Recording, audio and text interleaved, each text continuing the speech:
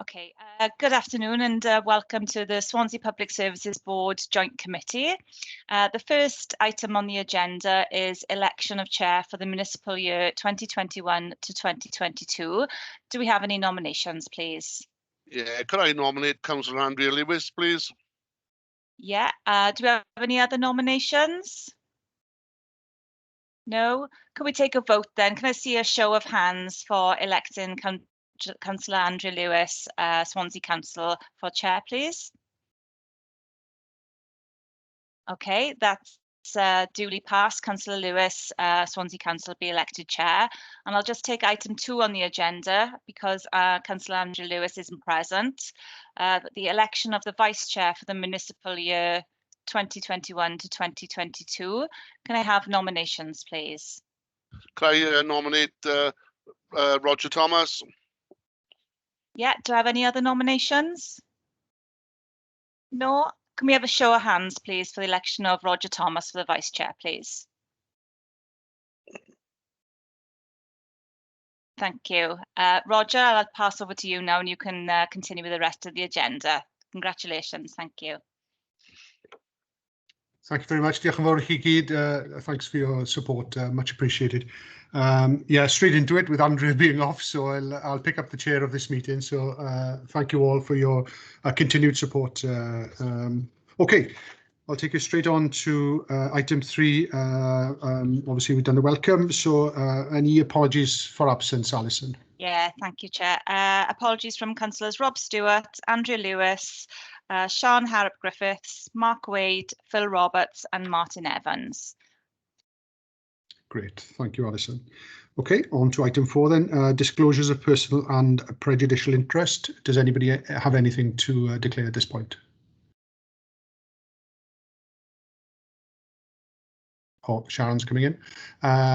Okay, I'll take silence as nothing. I'll take that forward, which takes us on to item 5, the minutes, which are on pages 2 to 7 of your pack. I'll just take you through for accuracy to start with. So pages 2, 3, 4, 5, 6 and 7. Okay. If everybody is happy to record those as an accurate record of the meeting. Thank you. And then we'll take actions arising, which is item number 6, which is on page 8. I think there were 2 items here. I don't know. Adam, do you want to pick up on that? I think they were just for to provide information initially to Martin Nichols regarding initial discussions commencing on the green agenda, and then update on priority areas and feedback into Martin as well. So I'll assume everybody has done that, unless that's still an item. So we'll take that. I haven't heard back from Martin. Adam, have we? That's great. Yeah, no, that's great. Thank you, Chair. Okay. Thank you very much. Okay. Public question time. Alison, I'm not aware of anything coming through by the allotted time yesterday. So is that still the case, I'm guessing? Yeah, no public questions, Chair. Okay. We'll finish by 1:15 now. Okay. In which case, we're on to items for discussion, decision and approval. First, we're going to slight change the agenda. Item number 12, Human Rights City, will bring forward after item 8. So between 8 and 9 will be item 12, as Lee Wenham needs to get away, as I understand it. So, okay, we'll go to the State of Natural Resources report. I've got Helen and Martin. I know Martin isn't with us, so Hamish. Hi. Yes, no, Martin's away, so I'm deputising for Martin. And the State of Natural Resources report is something that NRW produces. And luckily, we've got Russell, who's come along to present, do a presentation on the State of Natural Resources report. And I'm sure most of the things will be answered in his presentation, but it's important to bear in mind the relevance of that to all of our work, and in terms of the work of the PSB and well-being. So I think I'll let Russell take over, and I'm sure he can answer any questions at the end. So over to you, Russell. Thank you for coming. Good afternoon, everybody. Thank you, Hamish. Yeah, I'm going to give a very quick overview of the State of Natural Resources report. Hopefully you can see the slides. I can't see you, so just say if you can. I can see them. Yeah, brilliant. Okay. Yeah. Ready to Okay, go, so yeah. as Hamish was saying, we have a duty under the Environment Act every 5 years to produce a State of Natural Resources report. But it's actually much more than the title suggests. It's actually an assessment of the extent to which the sustainable management of natural resources is being achieved. And I'm going to explain a little bit more about what that means. But essentially, it's looking at our environment and the way in which it contributes to well-being, right across all of the well-being goals, and the various issues, impacts and opportunities that we face in Wales. So I'm going to attempt to sort of set out how we went about this assessment. So this slide just shows very briefly our logic, I suppose, and we broke it down into 4 areas. So the way in which we live now have pressures on our natural resources, our demands for stuff, for energy, for food. All of that impacts on the way in which we manage our natural resources, and that also has negative implications in relation to pollution and the amount of land we use.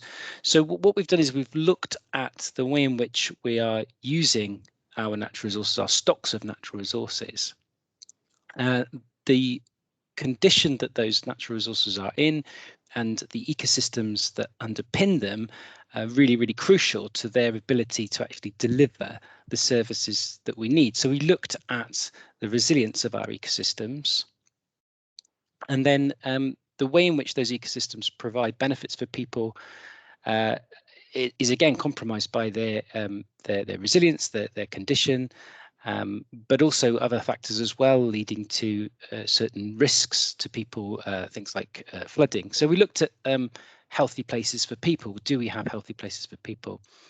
And all of those things, 3 things combine, they kind of help us think about how we can use our natural resources in the future. So if they're obviously in a diminished state, then we aren't able to use as much of the natural resource, or it's of poor quality, or there's impacts such as climate change. So it's a sort of a virtuous circle, really. And we broke it down into those 4 measures, if you like. And I'm going to talk a little bit more about each one and the sorts of data that we used to come to an assessment.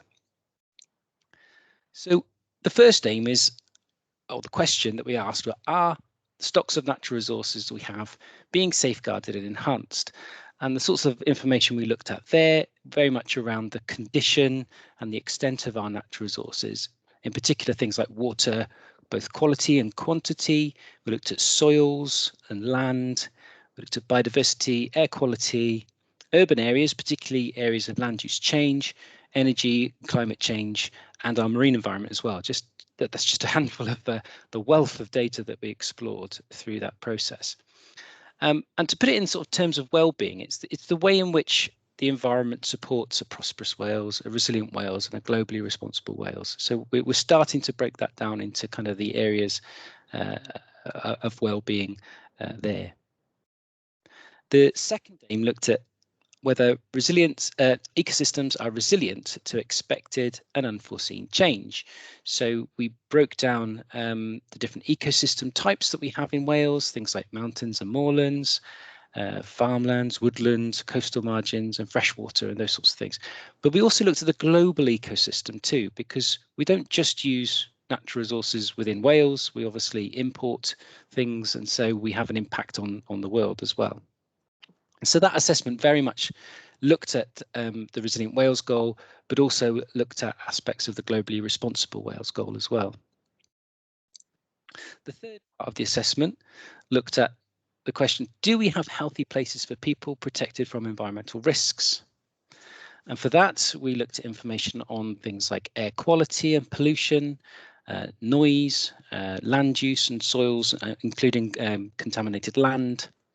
We looked at things like invasive non-native species and as a threat to people and property. And we looked at flood risk, particularly communities at risk of flooding. But we also looked at some of the other things that we get from the environment that contribute to our health and well-being. So things like mental health, physical health, access to employment, particularly farming, forestry and tourism. Those are sort of the more social aspects of the wellbeing goals, as you might imagine. We looked at the health of Wales cohesive communities, the equalities issues, and culture and Welsh language issues as part of that assessment.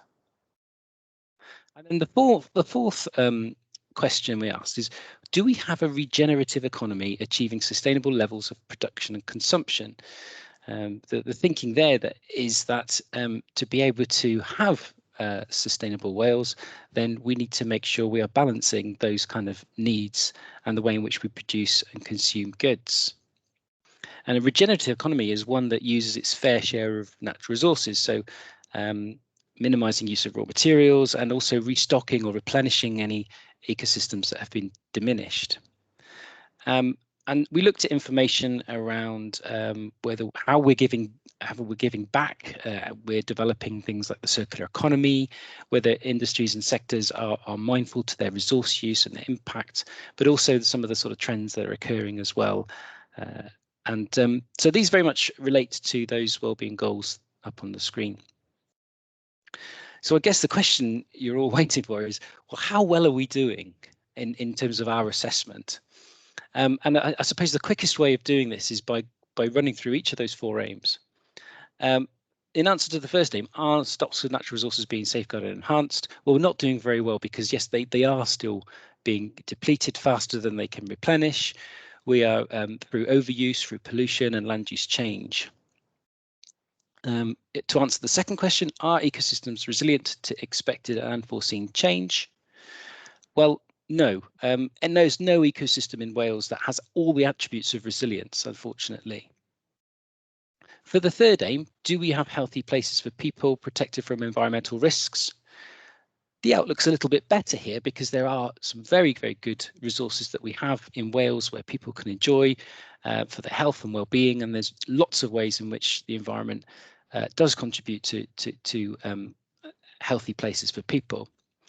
But when you take into account things like climate change and future risks, and also the inequality in relation to where people can enjoy those access to those environmental services, then the outlook is not very good at all.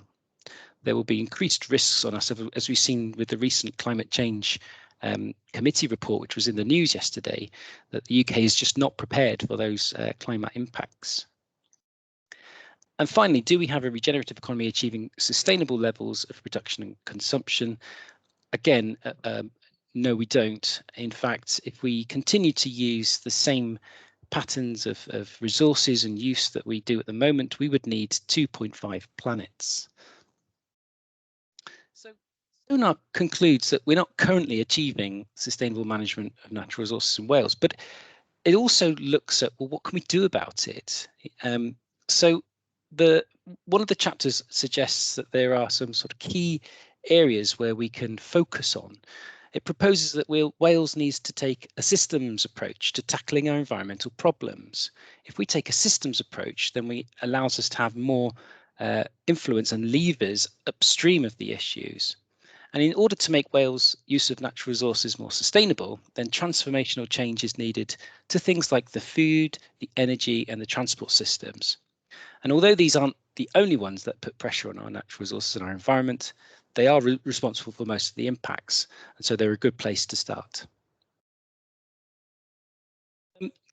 So within the second part of this presentation, and I'm nearly finished, I just wanted to say how NRW can support how we can use this information through the development of local wellbeing assessments.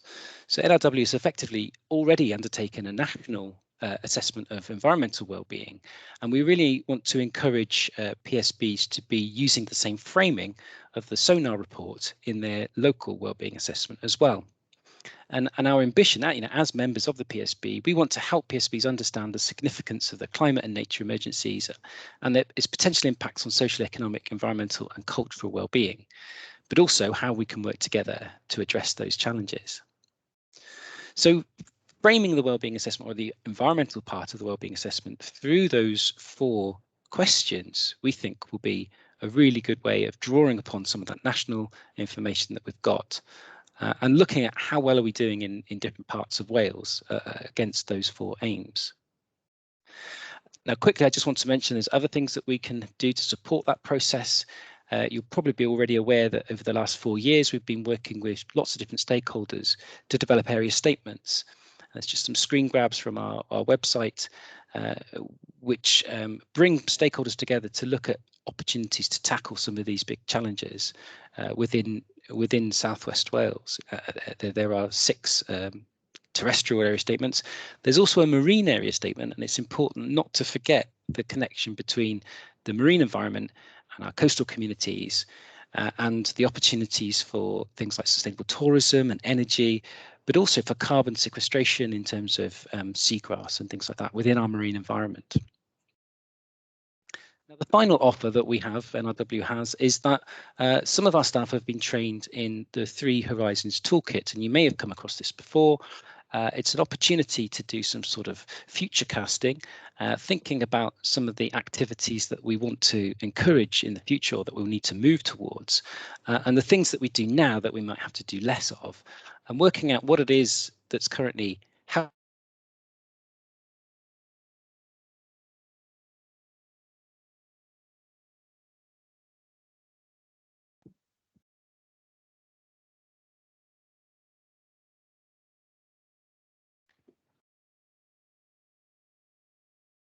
Is it me or is it I think everyone else? we've lost. Yeah, I think we've lost him. Bear with me. See if I It's can- not just you. I was wondering if it No. was just me. Oh, I think he's Sorry, coming back in. I managed to kick a button which took me off the call cleverly, but I had just finished, so it was probably good timing. Yeah, I didn't have any slides left. Just to say, we have plenty of information on our web pages around the State of Natural Resources report, and we've also got a short briefing which there was something that was circulated with the papers, but I think there's also a short briefing on sonar as well, which just summarizes my presentation in a couple of pages. So that's available. We can get that out to you through the Secretariat as well.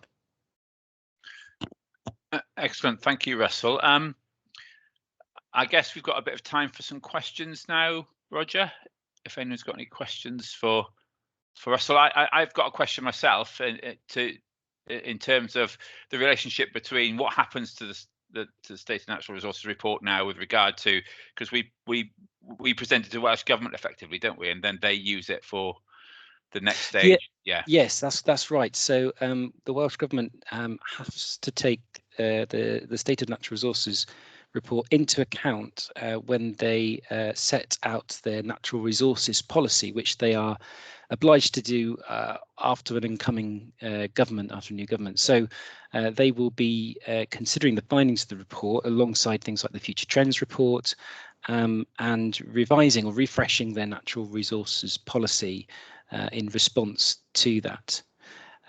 Now, there's not much to suggest that anything's significantly different from sort of what the picture 5 years ago. Perhaps the pace and scale of change needs to increase. Obviously, we have COVID and Brexit and dealing with those sorts of impacts too. But it's a very sort of timely opportunity to weave that into the new programme for government. And yeah, we await the kind of government's response to that report, really. Thank you. So, Roger, we got time for questions from anyone else? Yeah, certainly. I had a bit of a blip then. I don't know if everybody else did. They went a bit. I had to dial back in, so I missed a couple of minutes of that, I'm afraid, Russell. So yeah, many thanks for the presentation.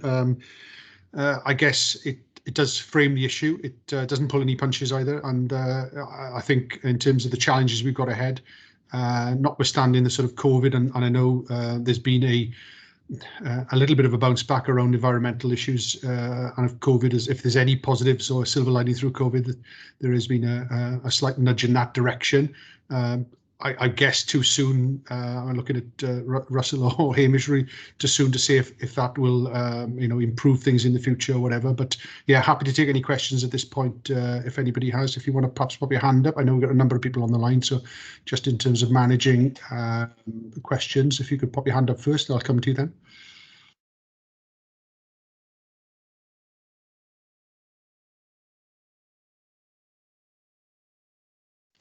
Adam? Yes, thanks. Not so much a question, more just posing a thought for a future paper. In when we look at the a discussion paper that's going to come later on the agenda, I think it's the ask here is the PSBs will want to show how they've used local data. We want to make sure those experiences of local people, and looking at those 4 aims, the stocks of natural resources, resilient ecosystems, healthy places for people, and regenerative economy.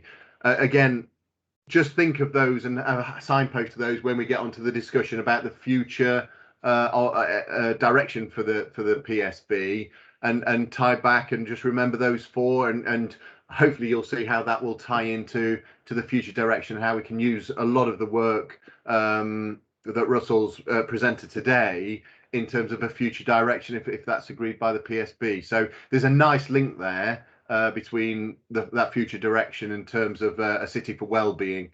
So it was just a marker to say, don't lose sight of this presentation when we come on to the next step, and we'll see that golden thread. Thanks, Adam. Helen and then Hamish. I think we'll perhaps come back on those points. Hi, thanks, Roger. And Adam, that's really encouraging to hear that. That's music to my ears. And I think just to say, Hamish and I both represent NRW on the Swansea PSB, and already in the Southwest People and Places team that I'm part of, that covers the 4 Southwest local authorities, then we are already preparing the work for our contribution to the wellbeing assessment, and that will be framed against those 4 aims, which of course in the SONA report are represented nationally. But as Russell might not have said, then there's no reason to think that any of those findings in the SONAR report in the assessment are any different locally. But what we're doing in the Southwest team is, yes, using those 4 aims and looking at well-being, environmental well-being through the lens of SONAR, but then we will also bring that down to the regional and local level, so that it is useful in the wellbeing assessment. But those 4 aims will very much underpin our approach, and those are the discussions that we will be wanting to bring to the table, not just for the environment strand, but for all 4 strands under the wellbeing assessment and the plan thereafter. So just to say that that's our position on that. That's been well discussed and researched internally, nationally, at the national level in NRW, and that's the agreed approach to the wellbeing assessments that we'll be bringing. So just to flag that up. Thanks, Helen. Hamish? Yeah, well, Helen's covered what I was going to say, that how relevant it will be to the wellbeing assessment, which is beginning to warm up now and is in train. I would also encourage people to go and look at our pages on this. I think Russell mentioned that it's the depth and the interlinked nature of the report is quite impressive. It's really interesting, and I think its relevance to the work of the PSB and all of our day jobs, which to some extent is what the PSB is about, is really clear. So I'd encourage people to go and look at it and understand what it means for Wales and what it means for us here. Excellent, thanks, Hamish.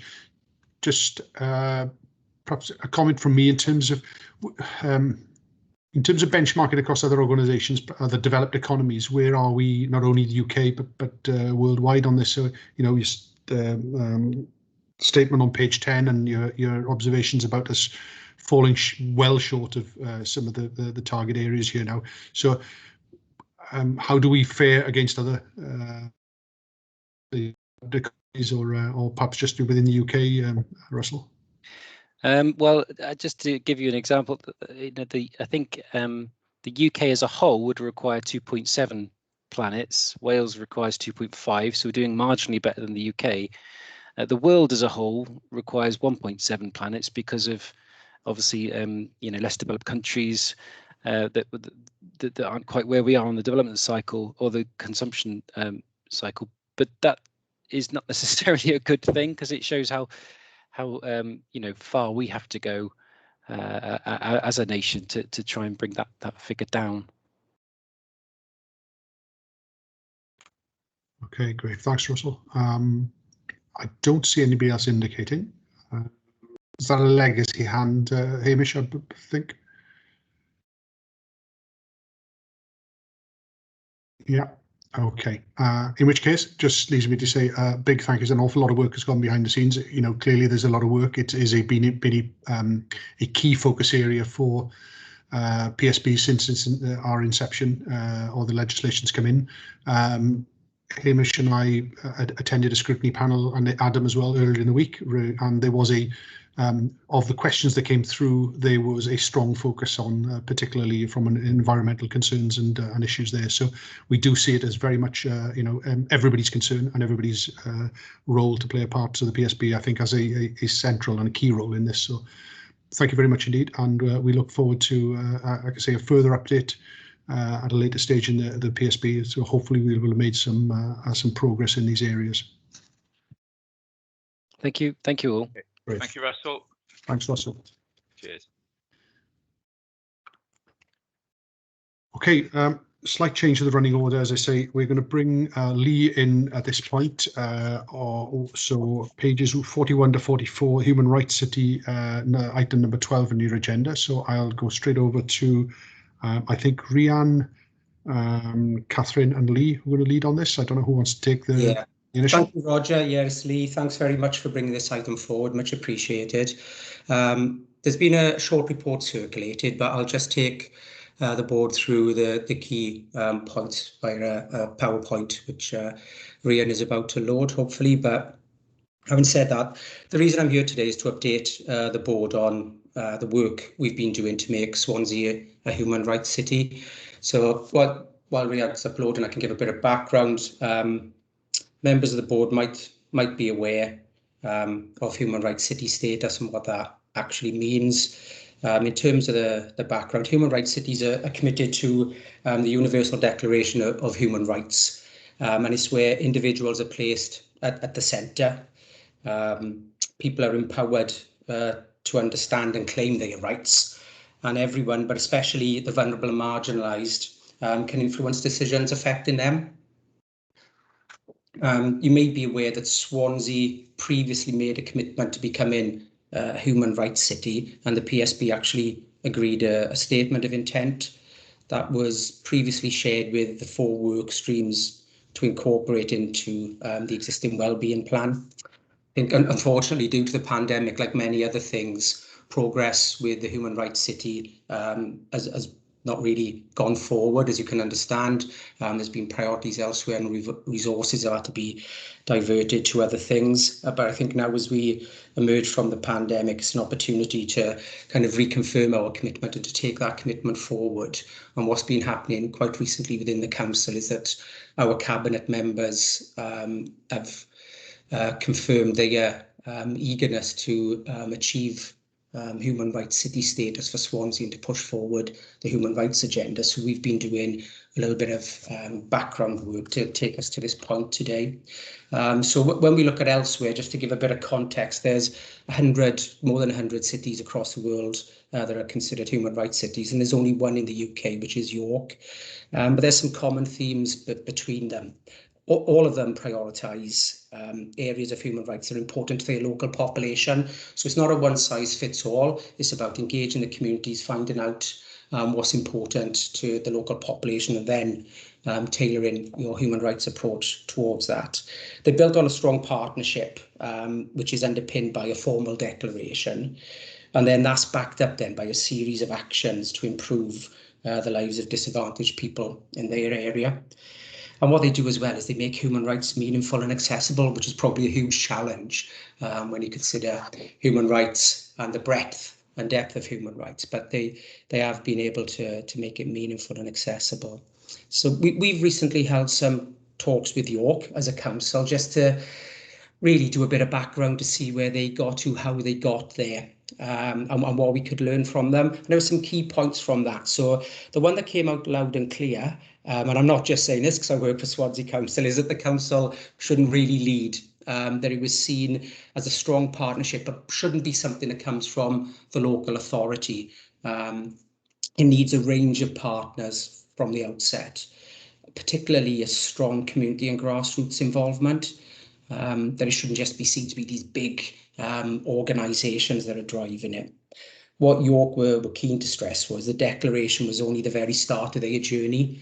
that there's so much more to it than that. That is just the starting point. You know, you set out your intention and your ambition, but then there's the actions that follow it and driving the progress. And they have a network, or you could call it a working group or a steering group, that kind of drives progress, and that's made up of these partners. And what they've found is that it gives them a real focus and energy to reshape services with that human rights approach. So it was good having that conversation with them, and we can do more work with York as time goes on. But just as a first meeting to get a kind of view of what they've done, the challenges they face, it was quite a good learning experience. So I suppose in terms of today, PSB wondering why we're here, what's the ask? So really what we'd like, I suppose, is to get each of the statutory partners to sign the declaration, which reflects our ambition to be a human rights city, to agree to set up a kind of, whatever we would call it, a steering group, a governance group to oversee our journey. I think importantly, we'd like each partner to commit a senior person to nominate someone who can champion and steer human rights through their organisation, but also to sit on this group. I think it's important that we have decision makers, not messengers, sitting on this group. I think we need people there who can influence decisions, but can also speak on behalf of their organisation, rather than go back, seek approval, have to consult on various things. So I think a senior person sitting on this group is absolutely vital. And then really for the PSB to oversee the human rights approach for Swansea. And I think those are the four kind of asks of the PSB today. So that's really taking you through the report that's before you, picking out the key points. Happy to answer any questions, and Rhian is on hand as well if there's any questions. Thank you. Thank you, Lee. I'll invite any questions. We've got Adam first up, and then Amanda. Thanks. It's not so much a question, it's just supporting the direction of travel, as kind of already mentioned, and just to give a bit of reassurance, I think, really, in terms of how we move this forward. It was already agreed at a PSB that we do this, as Lee's already said. So it's already there in terms of we've made a commitment. And I think it's hard to disagree with any of the principles behind a particular human rights city. But I am mindful that you know, one of the first things is that's another senior person attending another meeting at a time of restricted resources and so on. So the idea is by this steering group is really to focus what we're already doing and collate and make sure that we have that senior person that can take it back to their own organisation, that you're already doing many of the things that you need to be doing, but make sure that we're coordinated, make sure that it is a co-produced way forward. This isn't about a bureaucratic paper chase. This is about making a difference for our local residents, and certainly everyone in public sector. That's kind of why we're here. And Lee talked about each statutory partner being asked to sign up to this declaration.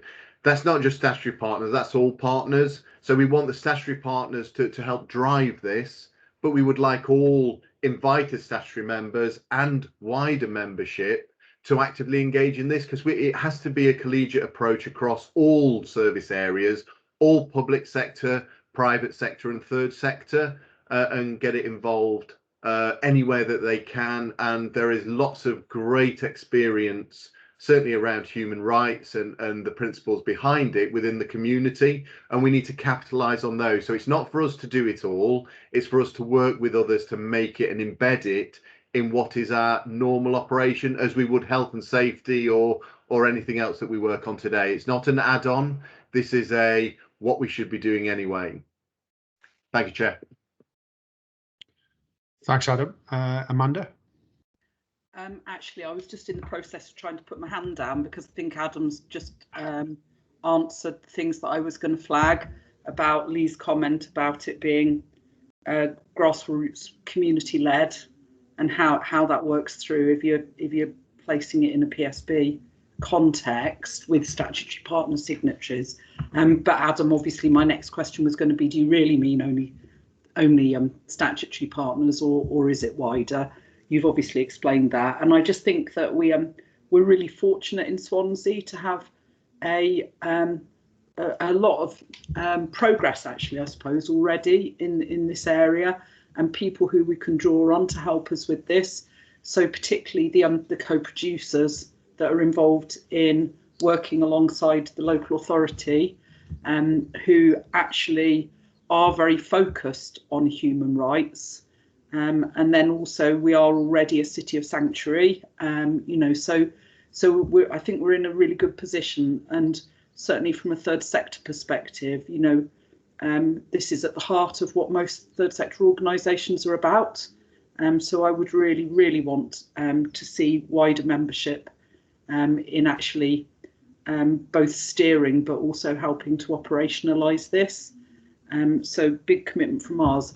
I was involved in the work that Lee described that paused, and I think that wider membership, we were still quite a small group, but all the time we were talking about the wider membership.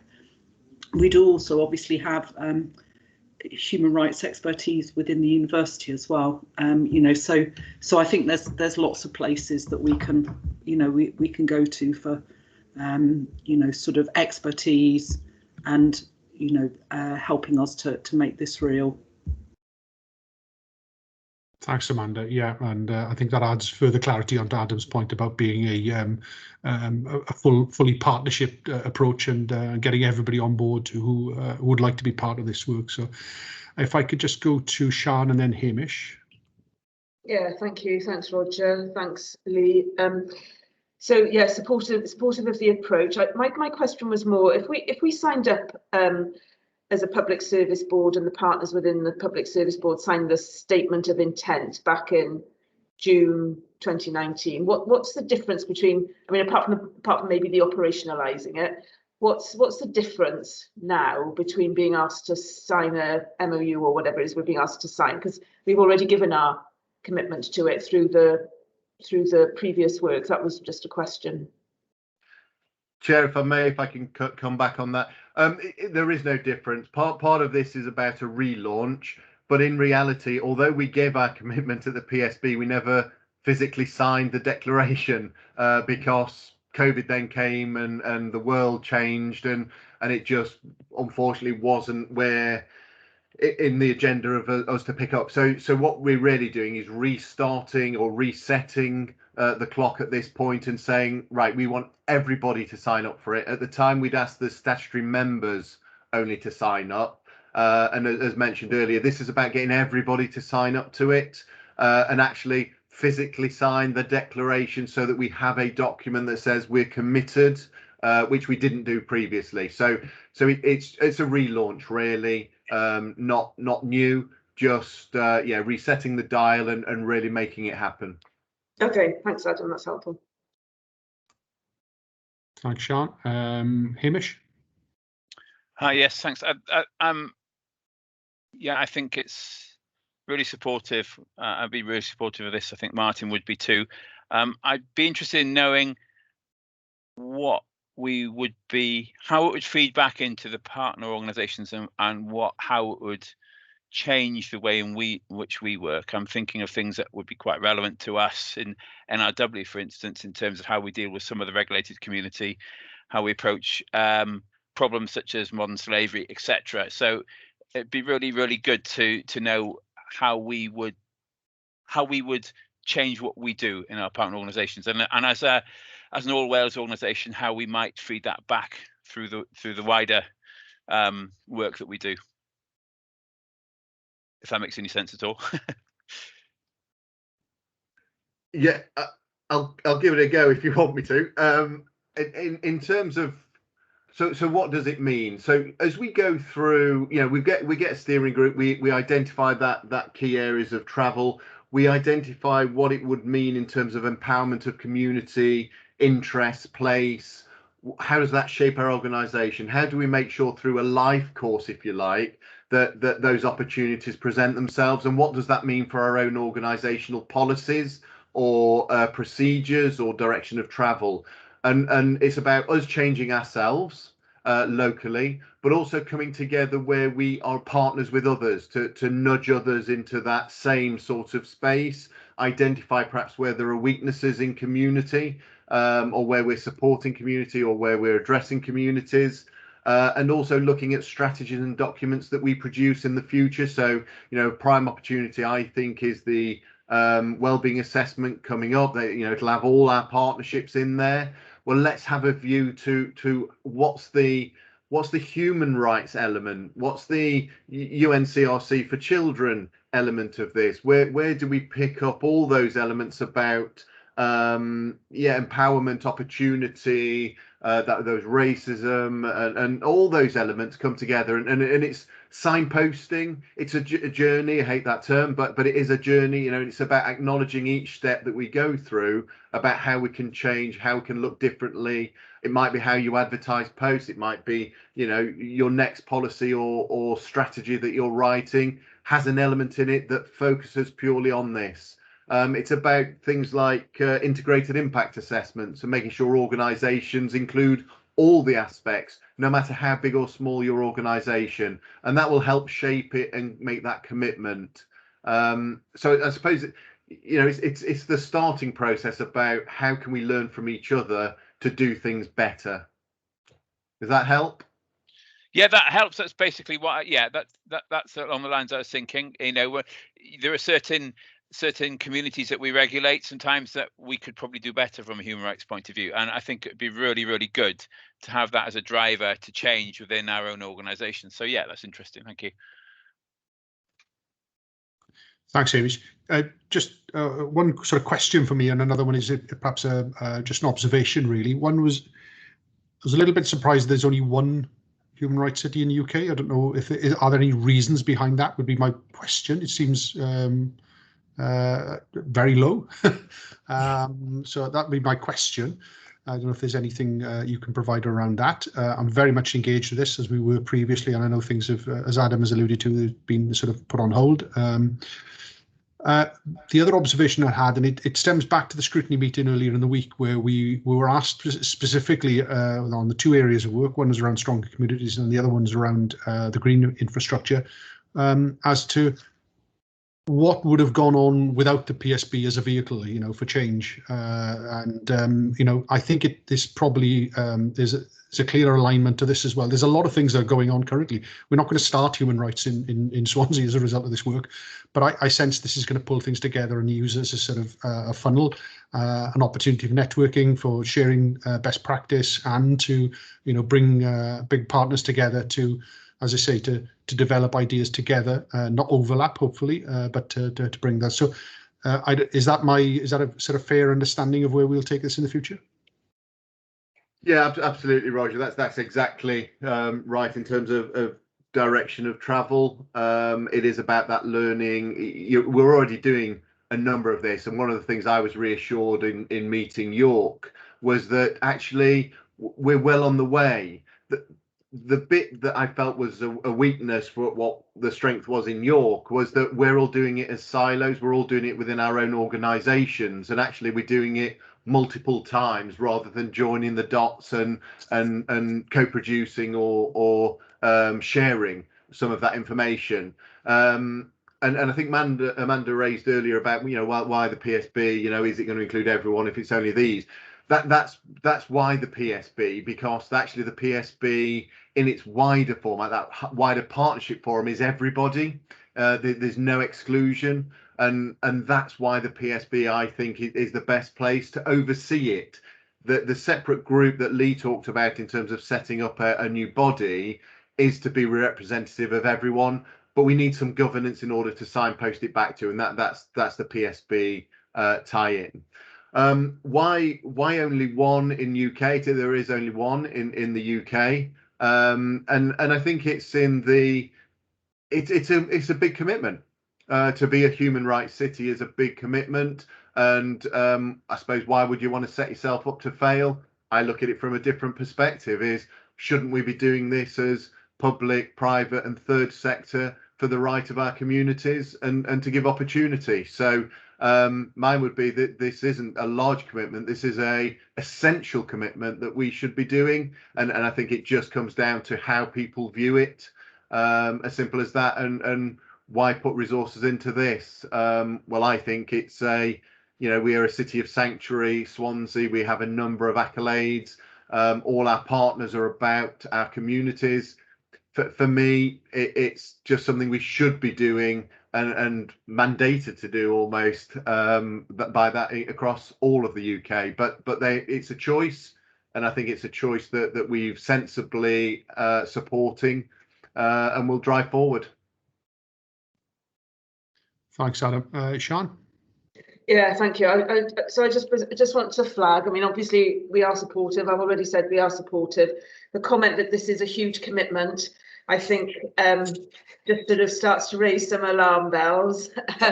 So what I would say is, can we just need to keep under review what the commitment is and what the impact and the outputs are. And we need to be sure that we are getting, maximising the whatever we're putting into it, because we haven't got, I'm sure none of us have got extra people that are going to be diverted onto this. People will be doing it as part of what they're doing, and it's fundamental and underpins what we should be doing. I absolutely agree with that, but I would just start having some concerns if it turns into a huge time commitment for people. So I would just want that to be reviewed and noted, please. Thanks, Sean. And I think that perhaps was the second part of my question, was in and around, is there a reason why other cities haven't come forward because of that commitment? And I guess there's an inherent risk as well, where, should incidents happen, should something happen within Swansea, it's thrown back at the city as, actually, you're a human rights city and this has happened, or something like that. So there are risks, inherent risks in anything we do in terms of change of direction or policy changes. And I think we just have to be cognizant of that. So I don't know if, Adam, do you want to come back on that point around the ask and what's the sort of ongoing commitment? Yeah, thanks. Yeah, so when I say a huge commitment, it's a huge commitment as in, we're supporting the human rights, and that's, a big issue.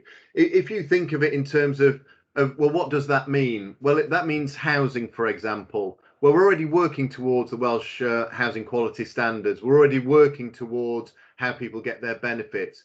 But it's about making sure that we continue to make sure, in housing or in terms of community, that everyone has access to the benefits that they deserve. When we look at education, we're working across education, and that's not just in schools, that's looking at third sector, uniform sectors, about how do we make sure that that's a diverse and inclusive communities across everywhere. So that's engaging with every group that's out there, from the sports clubs to the book reading clubs to the chess clubs, to all those, and again, getting that message out. And we can do that through existing networks. Health and social care, making sure that people can stay in their homes longer, all the things we're already doing, but we're making a commitment, and we're making that commitment in terms of how we're achieving decent standard of living, for example. And then the biggest one is equality and non-discrimination. So how do we make sure that we address those areas as a priority in all of our own organisations as we go? So if we just look at those sort of 5, there's nothing new there. There's nothing that we're not already working on, but it's under the banner of this. And I think just going back to the huge commitment is that we all want to work together. And I think that's the thing. Whereas a lot of organisations are still, I guess, siloed and don't want to share, don't want to partner, don't want to be in a position, they just want to run their own organisation. And that's the commitment. And we already have that in spades. What we've already seen through COVID in terms of all the organisations working together across public, private and third sector already is massive. And we're already way ahead. But I think a lot of perhaps other council areas across the UK are maybe not as advanced as we are. So that's the commitment I talk about, not in terms of it's going to be a lot more work. It's about joining up. How do we make sure we all join up and learn from each other and embed those in our organisations, but raise it to the forefront. So when we are changing any policies, practices, guidance, this is at the forefront of what it is we want to change and deliver. Thank you. Thanks, Sean. Thanks, Adam. Nuria? Thanks, Adam. I have to confess that I have a background on the York on the York model, so I know a bit about what is entailed. And one of the key issues is about exercising rights. So what you've explained is the mapping exercise, and what you actually do is find out what each other are doing, which is great. But then there is the outcome-based side of the work, which is all about how do people who currently cannot exercise their rights actually exercise their right. And it's within a very legal framework that you can do that a lot of the times. So I just wanted to find out whether that's part of the thinking, Adam. Is that the direction of travel? Are you going to be looking at gaps? Are you going to be looking at how do you ensure that once you start this, you actually do ensure that underrepresented groups who currently cannot exercise their rights actually have access or a way of exercising those rights that we're going to have? If I can come back on that, Chair, Nuria, I think you've just invited yourself onto the panel. In terms of exercise rights, the first thing is it's not me doing it; it's us. So it's not something I'm looking at; it's something that we will look at. And definitely, it is about how people exercise their rights. It's about how we empower individuals, communities, and otherwise to first of all understand and have knowledge of their rights, and understand the process in which they can then exercise them. Yes, in terms of gaps, thinking about the socio-economic duty that we have, again, how do we make sure that we include the various represented groups or underrepresented groups from across the community, giving them a voice, looking at focus groups, making sure that they're consulted in programs and policies and decisions that we make, either as the PSB, and we had the socio-economic duty come to the PSB by the commissioner who did a presentation about what's our responsibility here within the PSB, also as public body and as well as our own public bodies. So yes, we need to identify gaps, we need to identify how we move things forward, how we empower communities, most importantly how we engage communities, and they're an active part of this, that we're not doing it to them but we're doing it with them, and bringing that through. Thanks, Adam. Amanda? Yeah, I was just reflecting on how a city ends up being recognised and acknowledged as a human rights city, and I suppose I'm saying that in the context of the group and driving forward the work plan, and how we get to that stage.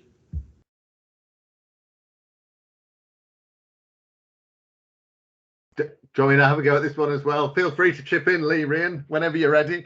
So how do we get that? The first thing for us is really setting up this body so we can oversee, so we can map in more detail across all organisations. We can start that journey. We acknowledge that this is a journey. We don't have all the answers, and there'll be lots of questions along that route. And it's to set up the body so that we can ask that.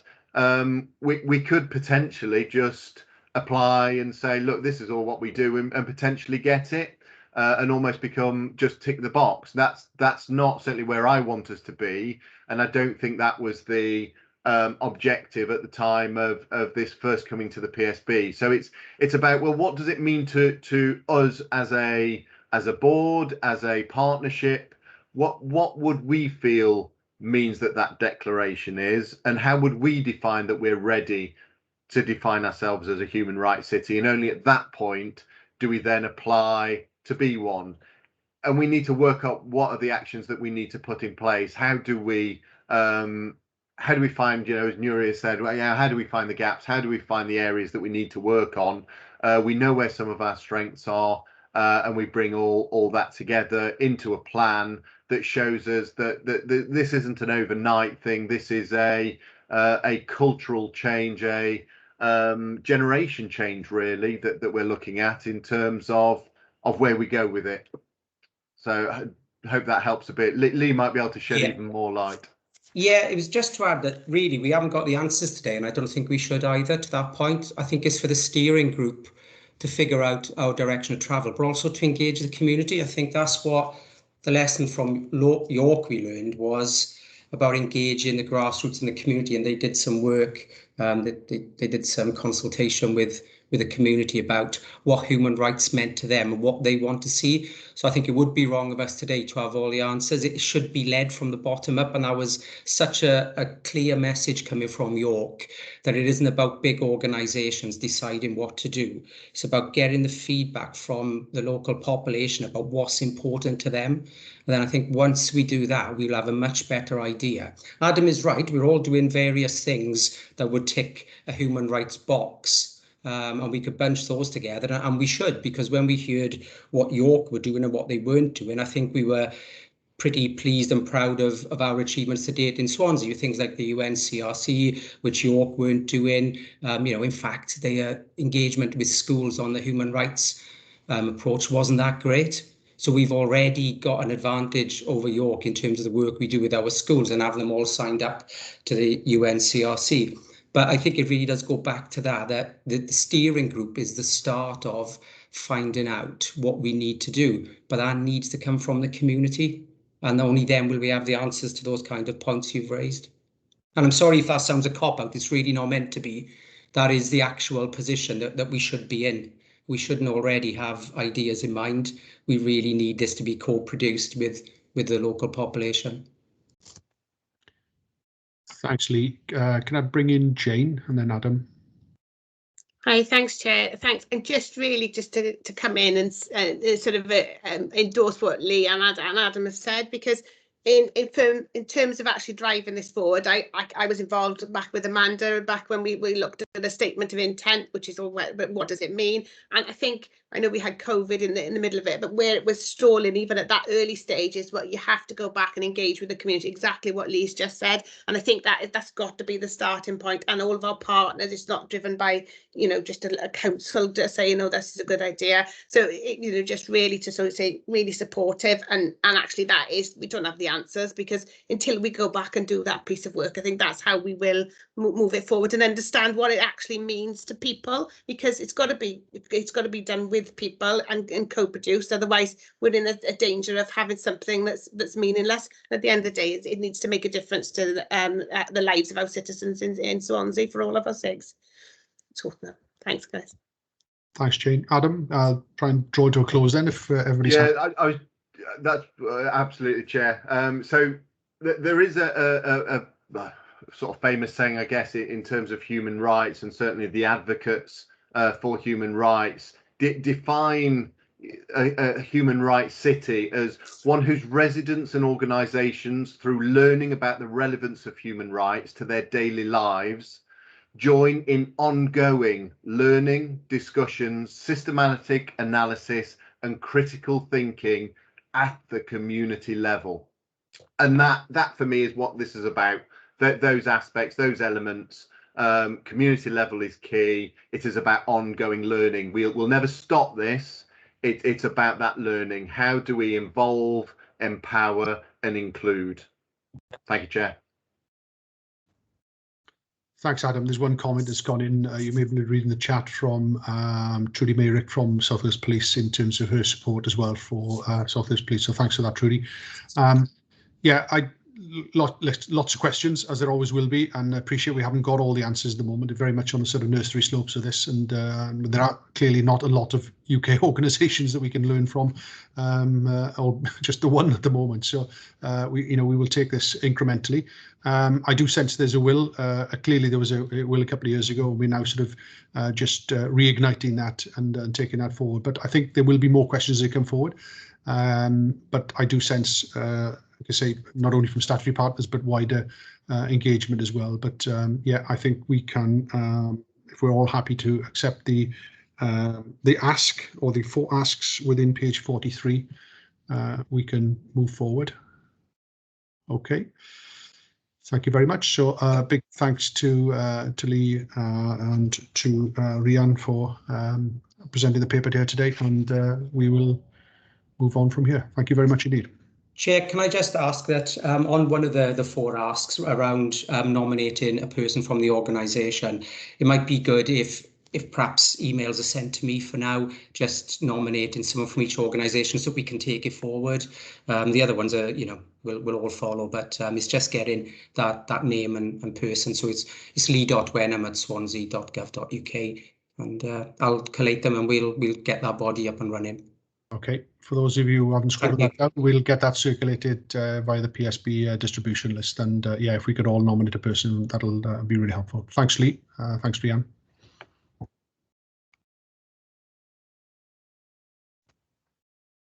Okay, we'll take you back now to item number 9, discussion paper. I think this is Susie's going to talk to this.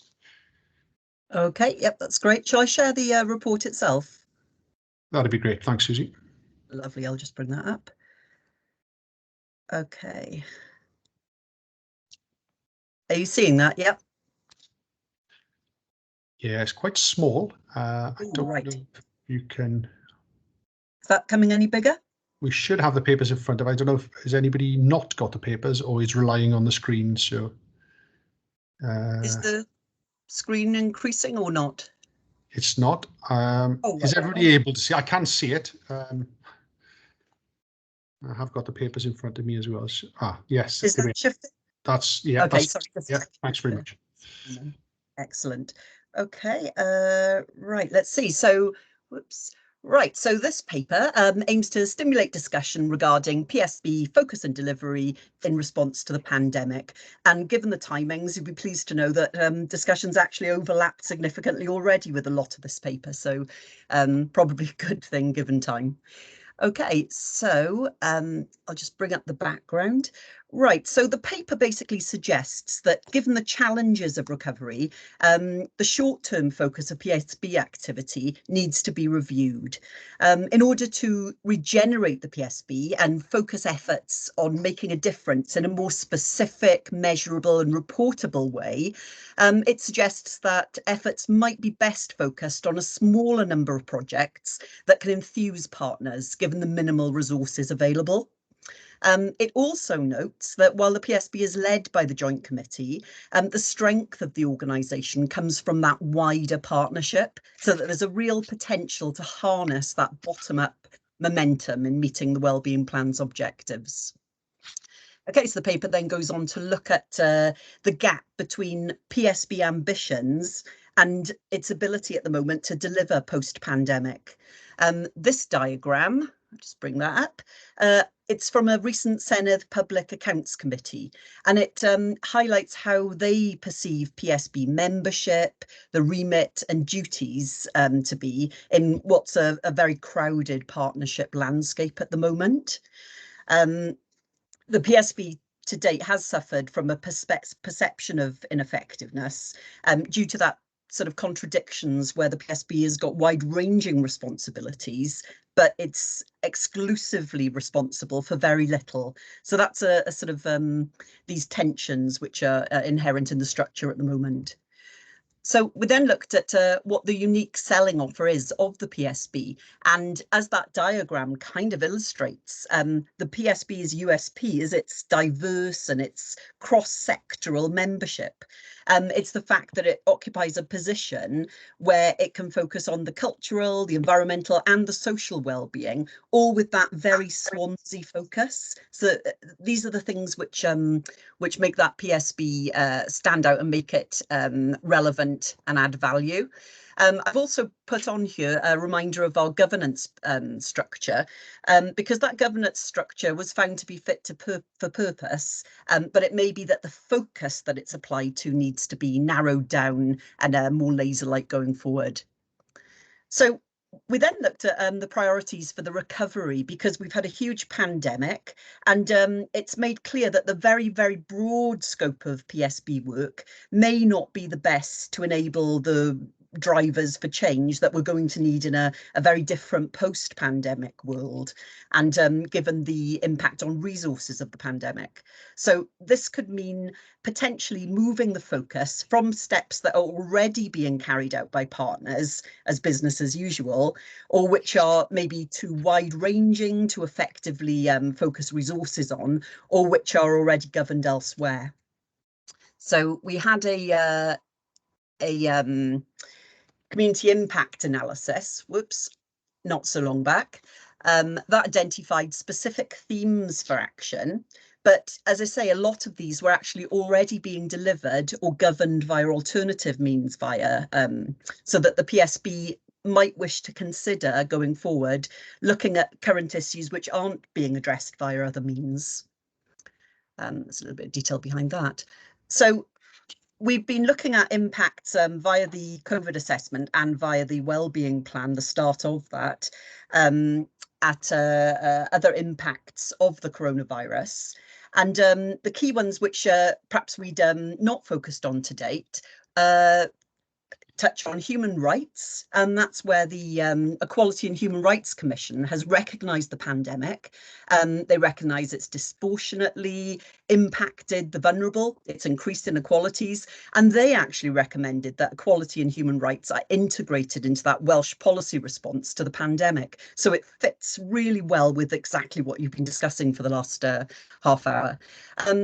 We looked at community culture, where there's an increase in community spirit, volunteering's been noted, and where efforts are needed to maintain that momentum and that sense of belonging in place.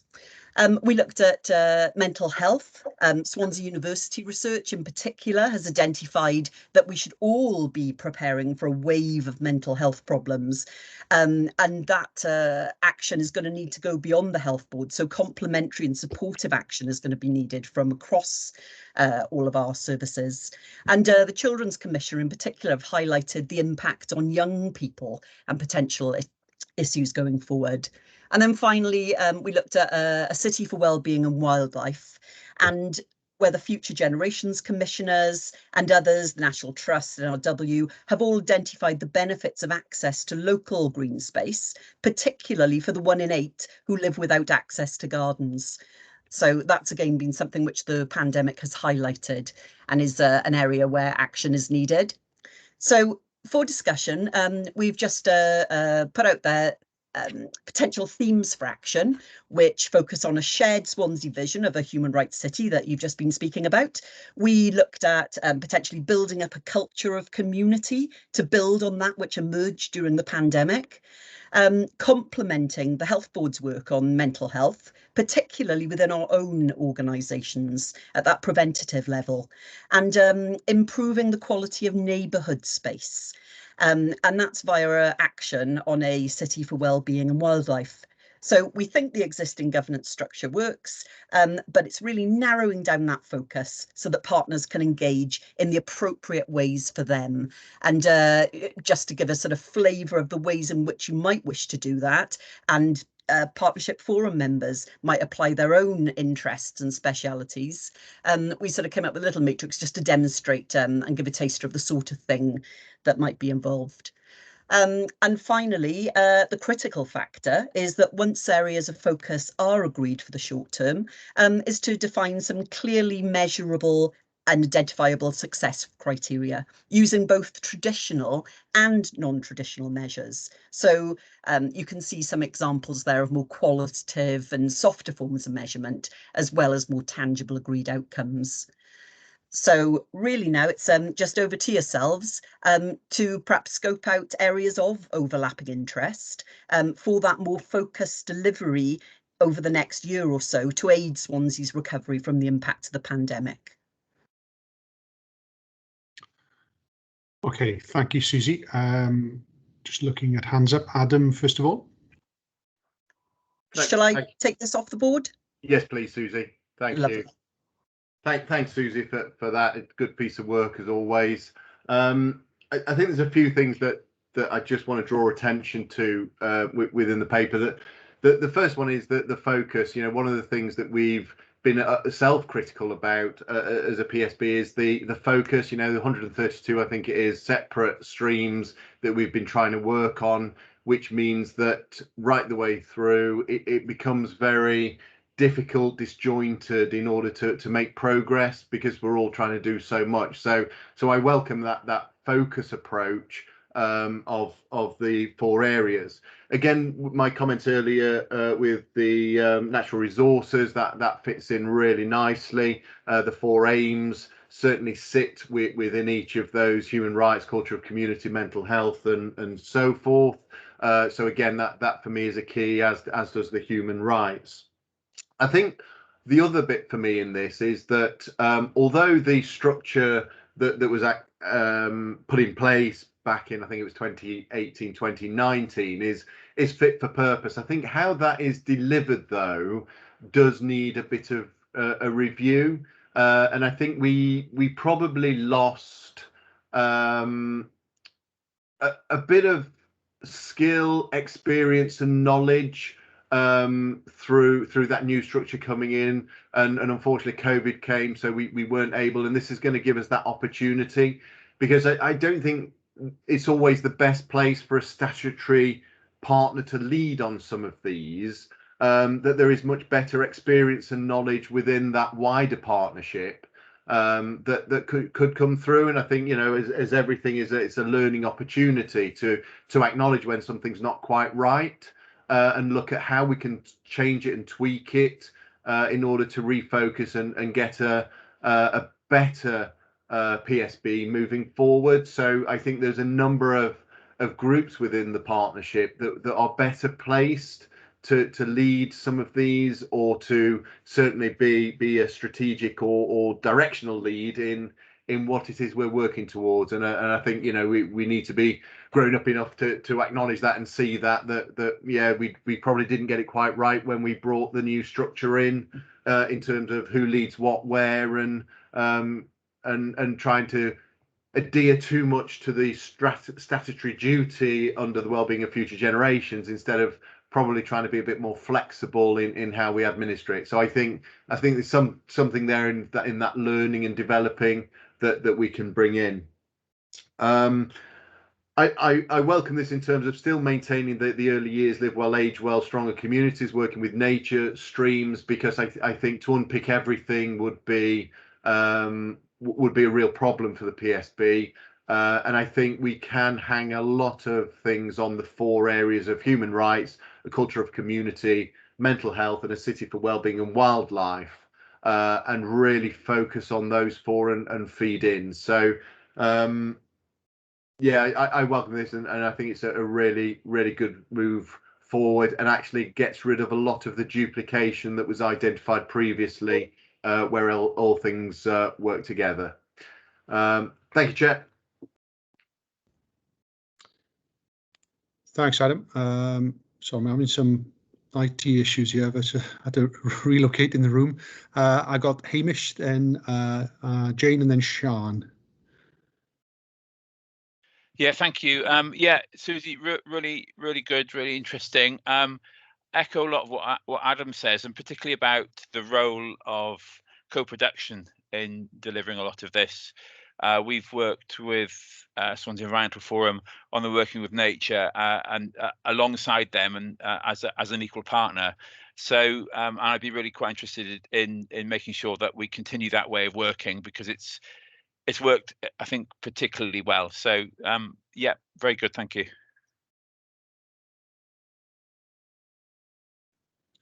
Thanks, Hamish. Jane? Yeah, really, just to echo the thoughts of Adam and Hamish.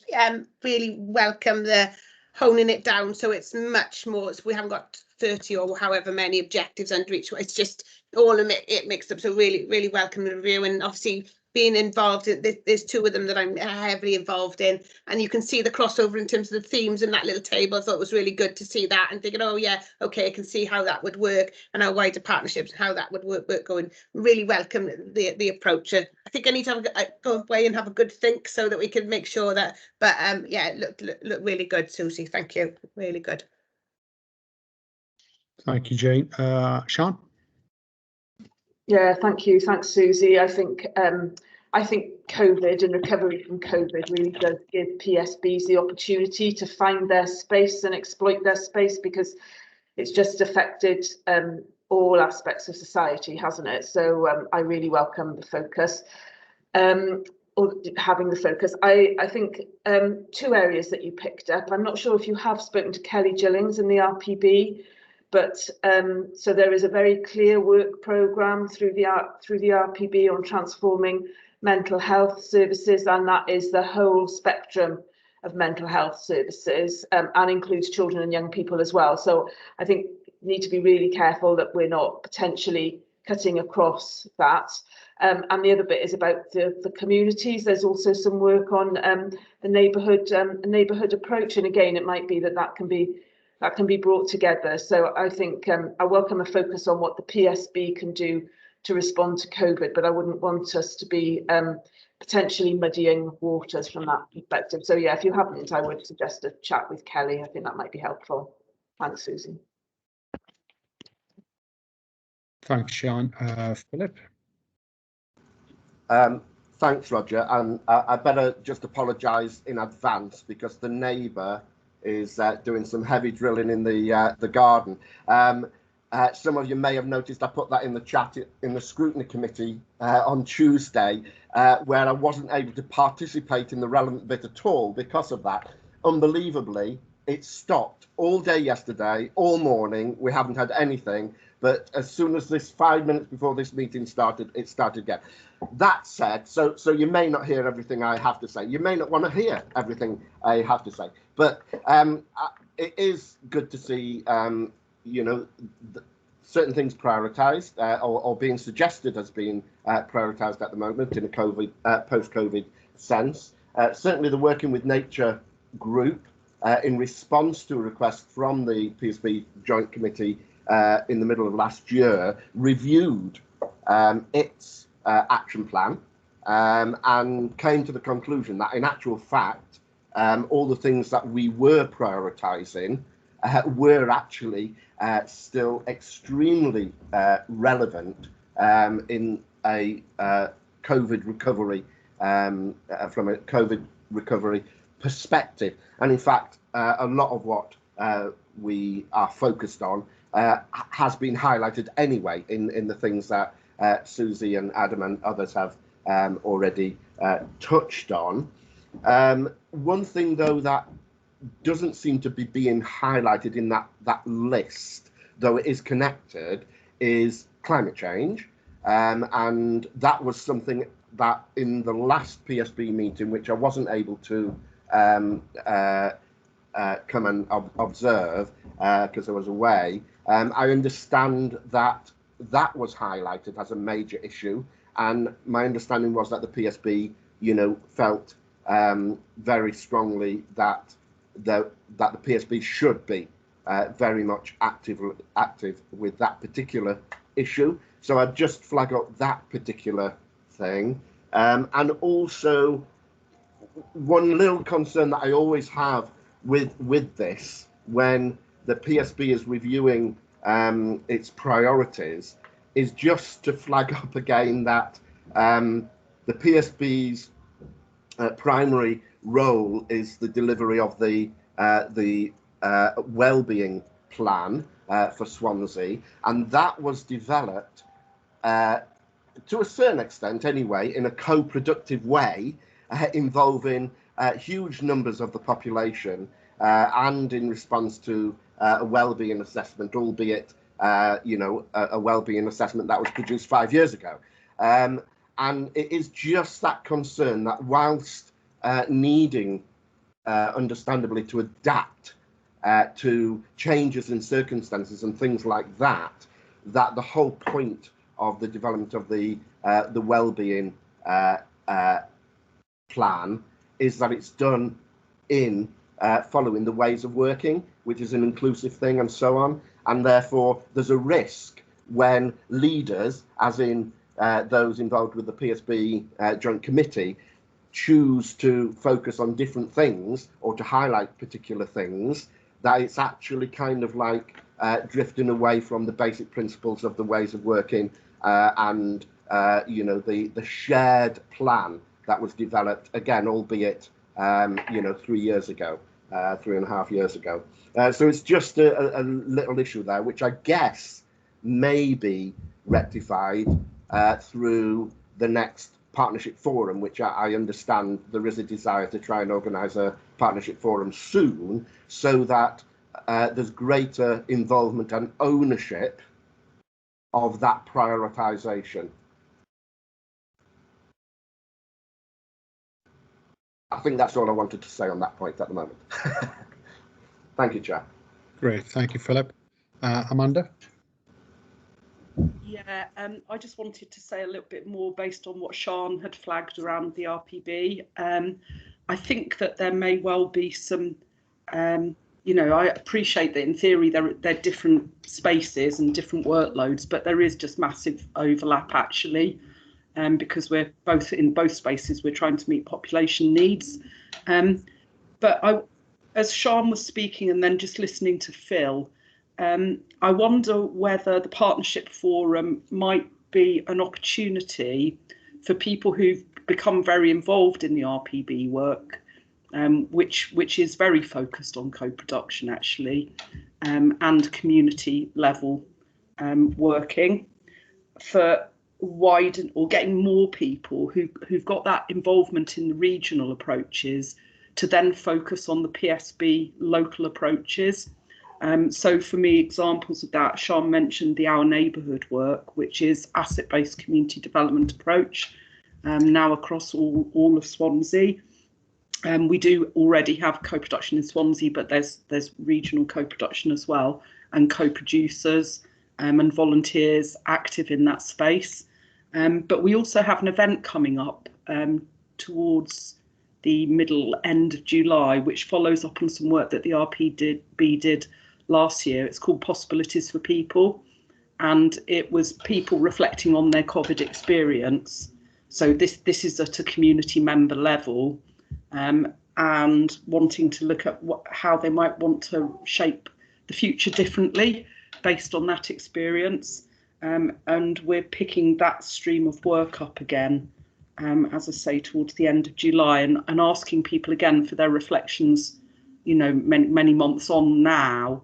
And it feels to me like the people who are involved in that, they're involved in it at a regional level, but that could be an opportunity to say, hey, look, if you're a Swansea resident, do you also want to get involved in the co-production around work around the PSB? Because actually a lot of the ideas that people came up with last time, they occupied PSB space rather than RPB space.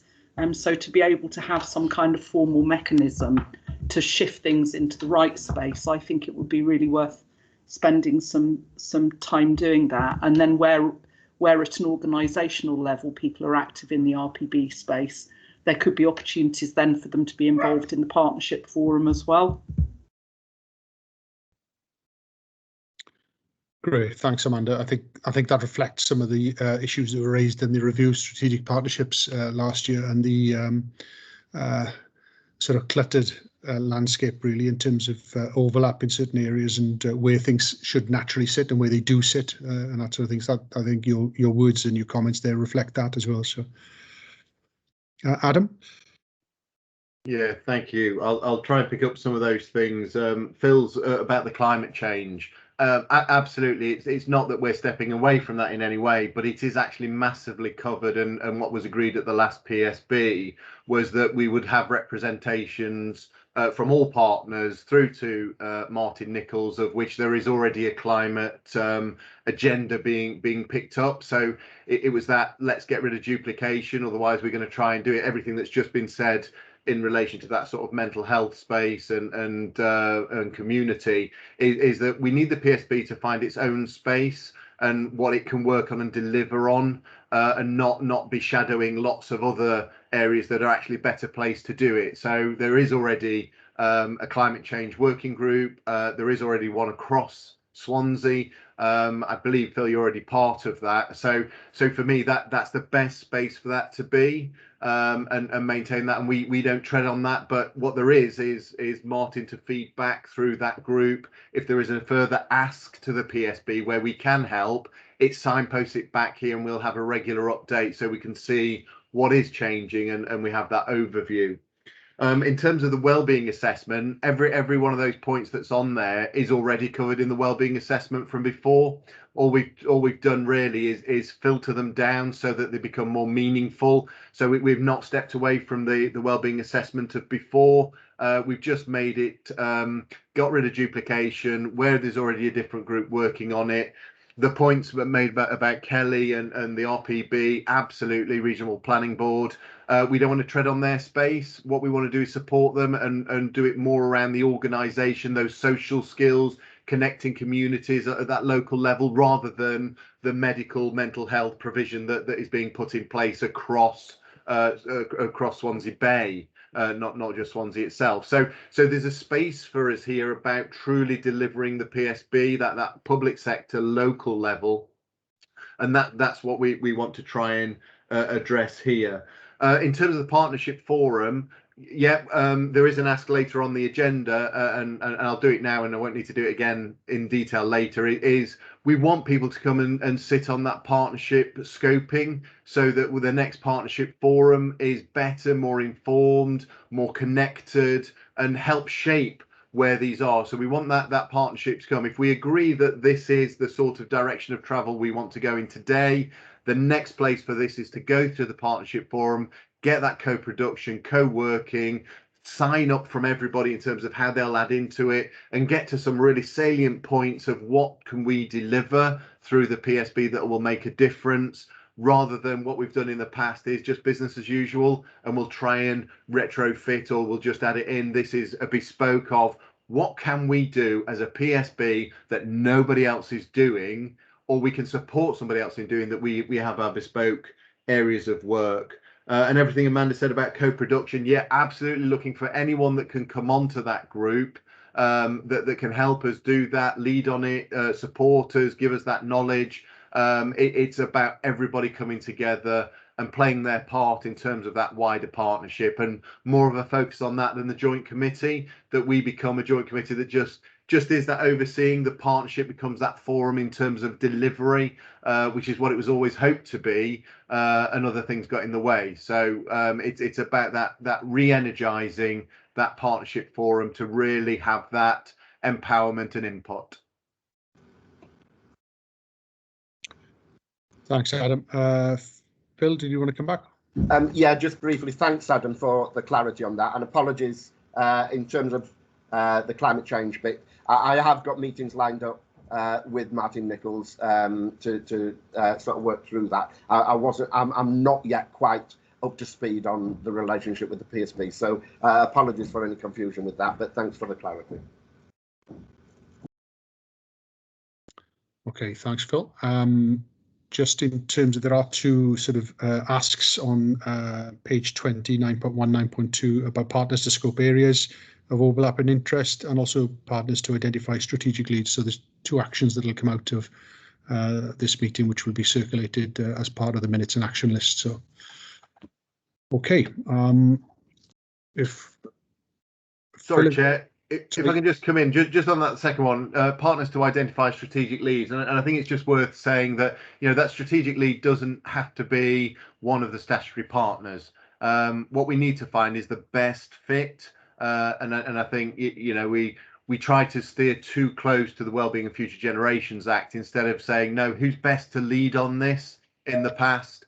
And I think looking forward, let's look at who's best and who should be leading them, and not be worried about what their position is or where they are in what organisation, or whether a statutory or an invited or otherwise. Let's look at who's best to lead and put them at the forefront if other wider partners are willing to step in. You know, learn from mistakes as we go forward and see who's best placed. Sorry, Chair, just wanted to add that in. Thanks, Adam. And on that point, we are within Mid and West Wales Fire. We do have an internal restructure which may well impact, I suggest, on particularly the stronger communities aspect and the lead there in terms of a change of responsibilities. So we may need to, or I suggest we will need to come back to the PSB in terms of identifying a lead for that work. Happy to remain as a strategic lead, but in terms of the running of the stronger communities work stream, then we'll have to come back and look at that in due course. So, Sian. Yeah, thank you. So it was just a question of clarification. I thought about it when I was reading the paper a couple of days ago, and then I'd sort of forgotten about it. So I just wanted to check. We're not setting up, well, or are we? Are we setting up new groups?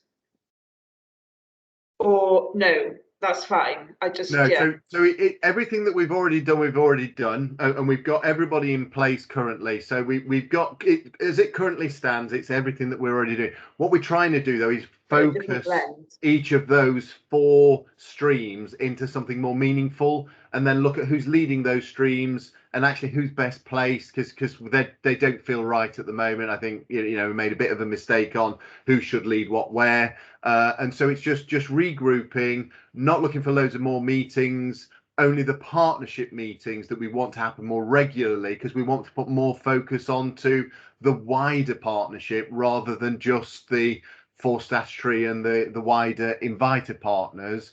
So it's just turning the lens slightly into a different way. Fab. As long as it's not more meetings. No. Amen to that, Sian. Okay, if we are finished on agenda item number 9, thank you, Susie. Of a detailed paper, and thanks for the delivery as well. The couple of actions that have come out of that, obviously, which will be circulated shortly. So if we go on to item number 10, I think this is Paul Thomas and Jane Whitmore to lead on domestic homicide reviews. I'm just going to dive out a second. I'm some real gremlins here in terms of my video, so I'll dive out and try and come back in very shortly. Thanks, Chair. You get 2 for the price of 1 for this agenda item today. I'll be very brief, and Jane will put some sense to hopefully what I'll say. Hopefully you've had opportunity to read the paper and also to look at the DHR domestic homicide review process.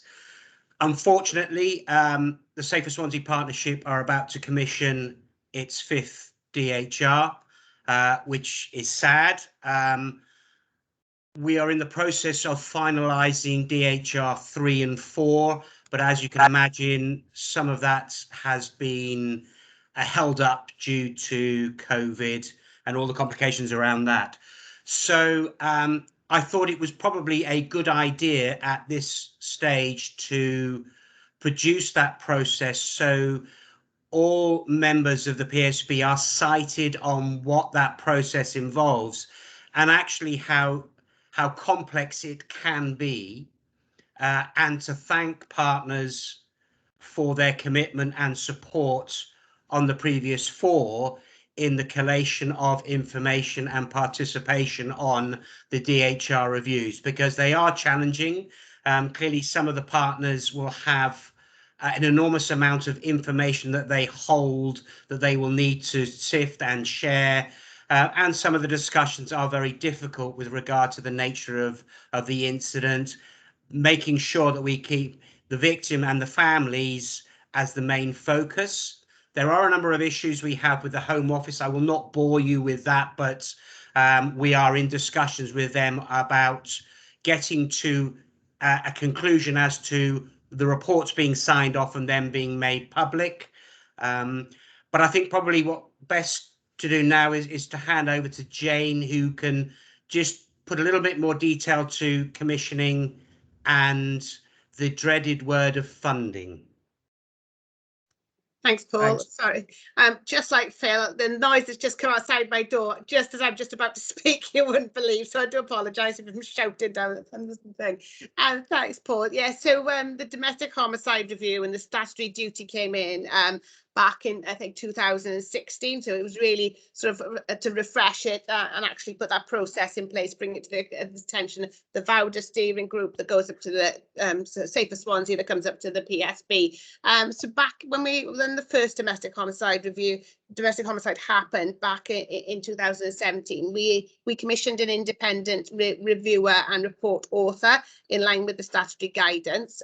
We did it all through Celta Wales open tender process. We had interest from 4, and back at that time I commissioned for up to 10 domestic homicide reviews. Well, at that point, I didn't think that we would ever get to anywhere near that stage. So I find, when you find that we're on the 5th one now, it's really awful. So we do have somebody who has been tendered and commissioned, through the open process. Each domestic homicide review costs in the region of £8,000, and that price was agreed and fixed at the tendering process. However, because we're now a couple of years into it, I need to go back and review if that price is still obviously market rate for that person. The cost of the review is recommended that it's shared between statutory partners, so there is a contribution requirement from each. It's around, as I say, the total cost is around the 8,000 mark. Now, in the past, I think in the first one we did, we all had contributions. The ones that's happened since then, we've managed to utilise grant funding from different partnership approaches that we've had and slippage to pay for it. But as we're in the beginning of the financial year, and as we are on number 5, it was just sort of mindful that we actually need to bring that to the forefront, because we have to do them and we do have to pay for them. So just really to bring it to everyone's attention, obviously, if there are, the ways that we can do that in a different way. But so I think we're all happy with the way that the reviews have been going, Paul, and things from the independent chair and the multi-agency groups that are set up and run by him. I know that massive partnership involvement, which has been fantastic right the way through for every single one. I can't stress enough, because it is a big ask. And I know that Paul has taken it over from myself, which does a fantastic job. And there's a lady called Jo who sits in my team who supports it. And I have to mention that she does a fantastic job in all of the administration that goes behind it. The Welsh Government approached us a while back and said they were reviewing the domestic homicide reviews and the process, and to see if they could align it with serious case reviews in terms of adult practice or children, but nothing has really come of that as yet. So I guess it's going to be a moving. Whether that will change as we go forward, I really don't know. But at the moment, this is where we are, and this is how it's going to be run. So really, just to bring it to everyone's attention, so we understand our responsibilities as statutory partners. And to thank you all for your contributions of time and effort. And I won't go into the Home Office and the timeliness of the reviews and the learning, I think, that comes out of them. So it's something that we want to talk to. So both of the VAUDA groups in Neath and Swansea, we worked quite closely together, is just to have some kind of a learning review event to see about any lessons learned that comes out of them that we can take forward. What normally happens is it takes so long for the Home Office to agree that actually we've embedded and implemented any changes that's needed at that point. So it almost becomes a little bit, doing something after the event, whereas actually the learning is taken as we go along and make the changes then. So I think it's an interesting arena that I think will change it as we go forward. But for the here and now, that's the duty, and that's where we are at the moment. Thank you, Chair. Thanks. Thank you, Paul. Thank you, Jane. Any comments or observations? Anybody please indicate? Okay, I can't see any. So thank you very much indeed. We'll move on to the critical incident group antisocial behaviour. Still with yourself, Paul. Thanks, Chair. First of all, I don't quite know why the 17th of May appeared in the report, but can we make sure that changed to the 20th of May, which is actually when the incident occurred? So apologies to everyone for that. I don't quite know why that happened. I think we were all incredibly surprised and shocked as to what took place on the evening of the 20th. And I think there's been a lot of soul searching and questions asked about whether or not any of us were in a position to know that this was going to happen. And I I can reassure everyone that since that has happened, there has been a tremendous amount of work that has been done with the community. And I'm very grateful for partners and the services and councillors and everyone else who have come together to support a community that still is affected by those events. I think there's a number of lessons to learn. Some of the language that was used, I think, in the media to describe what was happening was probably unfair and unjust to certain individuals. I think that if we reflect on the arrests and the demographic of arrest and the ages, that people who work with young people will say that some of the young people have been targeted here as the sole troublemakers. And in fact, if you look at those that have been arrested, there are adults involved too. But what it has highlighted is that through COVID and through various relaxations in lockdowns, there has been an increase in levels of ASB. Now, that is not to say that, you know, large groups of people can't meet and have fun, but what we are seeing is that there are elements within these groups that are looking to cause issues, problems, above and beyond what I think we all would agree is just sort of a normal ASB issue that we have to deal with.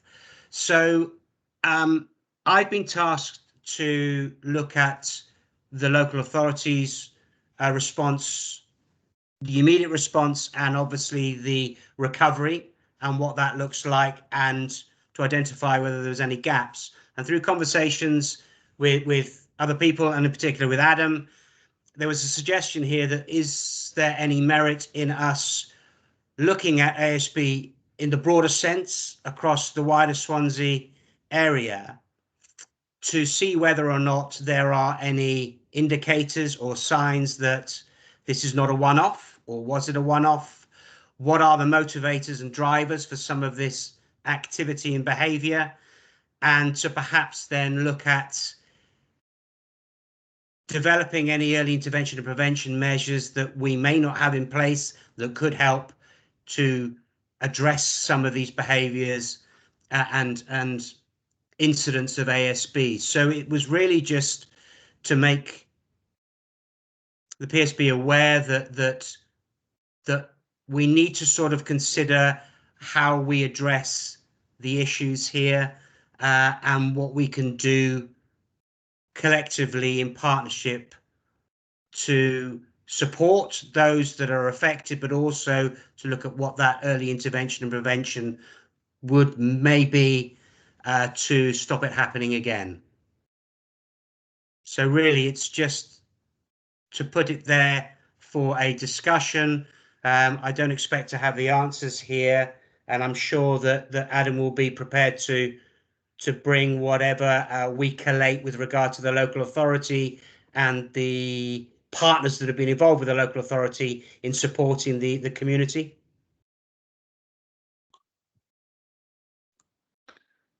Thank you, Paul. I'll bring in David and then Adam.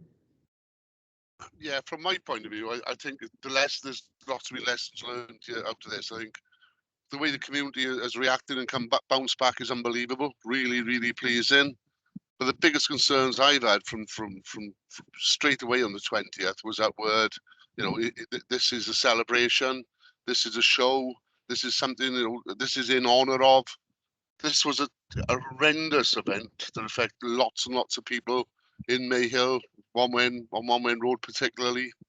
And how do we get the intel, and this is not a criticism, please don't think it is, but how do we equip ourselves actually to get in a position where we know we can plan or do something of this nature? Because let's be honest, from the early indications, there was no knowledge of this. No, I know there was, even on Facebook, there was very little planning or visibility of it. So my concern is that word show, and I think that is the biggest problem I got on this. But from a community perspective, I think they've done extremely well the way that, yet again, people bounce back. Can I come in there, Chair? Can I Yes, just certainly, Paul. Yeah. just to highlight and reassure David, what has worked particularly well is the deployment of additional youth workers working with young people, and in fact what that actually has done since the 20th of May is averted 2 potential incidents happening again. One was down near Mumbles with the skate park, and another one, I forget the actual location, but it was because of the engagement that youth workers were doing with young people. They became aware of the possibility of numbers meeting to cause potential issues or problems in these areas. So I suppose it's about what we do with that information and how that information then is shared with the right agencies to ensure that we can mobilize the necessary resource to support people to prevent them from undertaking some of the actions that some did on the night of the 20th. So I think some of those lessons are being learnt at the moment, and I suppose it's about how in partnership we harness that and take it forward to make sure that we build resilience within young people in particular, but the communities as a whole. Okay, yeah, thanks for that clarity, Paul. Adam? Thank you, Chair. I just want to take a step back. This isn't about Mayhill. This isn't about the incident that took place on the 20th of May. This is not a Mayhill-led issue. What this is looking at general antisocial behaviour. We've seen it throughout COVID. It happened before COVID across Swansea. And what we need to do is just have a focus on what do we mean by antisocial behaviour? What are the implications of it? What agencies work together? What remedial work can be done, whether that be youth workers or otherwise? What kind of intelligence is out there and available, and how is that connected? So this is about wide antisocial behaviour, not about a singular incident that took place. And so what I wouldn't want to do is everyone, we're sort of getting into, well, what's happened in certain areas. That's not what this is about. There will be, I'm sure, reviews from each agency in terms of what happened in certain instances. This is not isolated in terms of antisocial behaviour. We did the scrutiny for the Safer Swansea Partnership, and part of that was identifying where there's antisocial behaviour in and around Swansea. So we've seen that there's a pattern happening, and that antisocial behaviour could be noise related, it could be gang related, it could be county life, could be all kinds of things. So what this is to say, does the PSB feel that antisocial behaviour in its widest context is a sufficient issue to warrant a critical incident group? Which is why this has come forward. Secondly, then to task the Safer Swansea Partnership with coming up with the terms of reference around antisocial behaviour and administering a multi-agency group, including third sector and others, to look at what sort of intelligence is out there, how we can utilise that, and what we could do to come together to improve our response or prevention of antisocial behaviour moving forward. So I just want to take it away from Mayhill. Mayhill's a completely separate issue. Although there was antisocial behaviour, it's only one part of what is a bigger jigsaw. Thank you, Chair. Thanks, Adam. And I think, yeah, perhaps that doesn't come across loud and clear in the report. It is a wider issue, and some of it is COVID related, some of it is ongoing legacy issues as well. So I think that perhaps important to clarify that. I don't see anybody else indicating. So just in terms of the next steps or the actions, the first one is the Joint Committee support the overall approach and proposals outlined in this report. The proposals aren't sort of listed as, I'm guessing they're from 2.3 down in terms of the steps to take, Paul, which you'll see in front of you on pages 39 and 40. So I sense a general support for the overall approach and the proposals. Okay, and the second one is to nominate the chair and secretarial support for the critical incident group. So just in terms of that then, who's going to be the chair and who's going to provide secretarial support. So there's the $1,000 question, isn't there? And it's really just to open it up to partners, whether the police, they feel that they'd have a role and perhaps would be interested in chairing this. We may be able to offer some secretariat support. The council could lead on it, but it was to stop being a council focus and being a partnership approach, or whether there's any other agency independent that interacts on an antisocial behaviour that would be willing to put themselves forward to help us scope. And so that's the ask really. Is there any agency around the table that is willing to step up to either be chair or support from that point of view? Otherwise it just keeps falling back to the council, and that's not the aim of the PSB. Okay, I'll open it up to see if there's anybody through the meeting. If not, we will circulate that via the distribution list and see if somebody wants to come forward. As you say, Adam, I think there's a need to spread the work. I understand that, and I guess we would look at these instances naturally, I suppose, to the police, but that doesn't have to. Some independence in this. Obviously, the police would be, a primary sort of stakeholder and an important role within this group. But like I say, okay, we'll circulate that as part of the actions. But certainly, if we could box that off and welcome anybody to come forward to take a lead on that.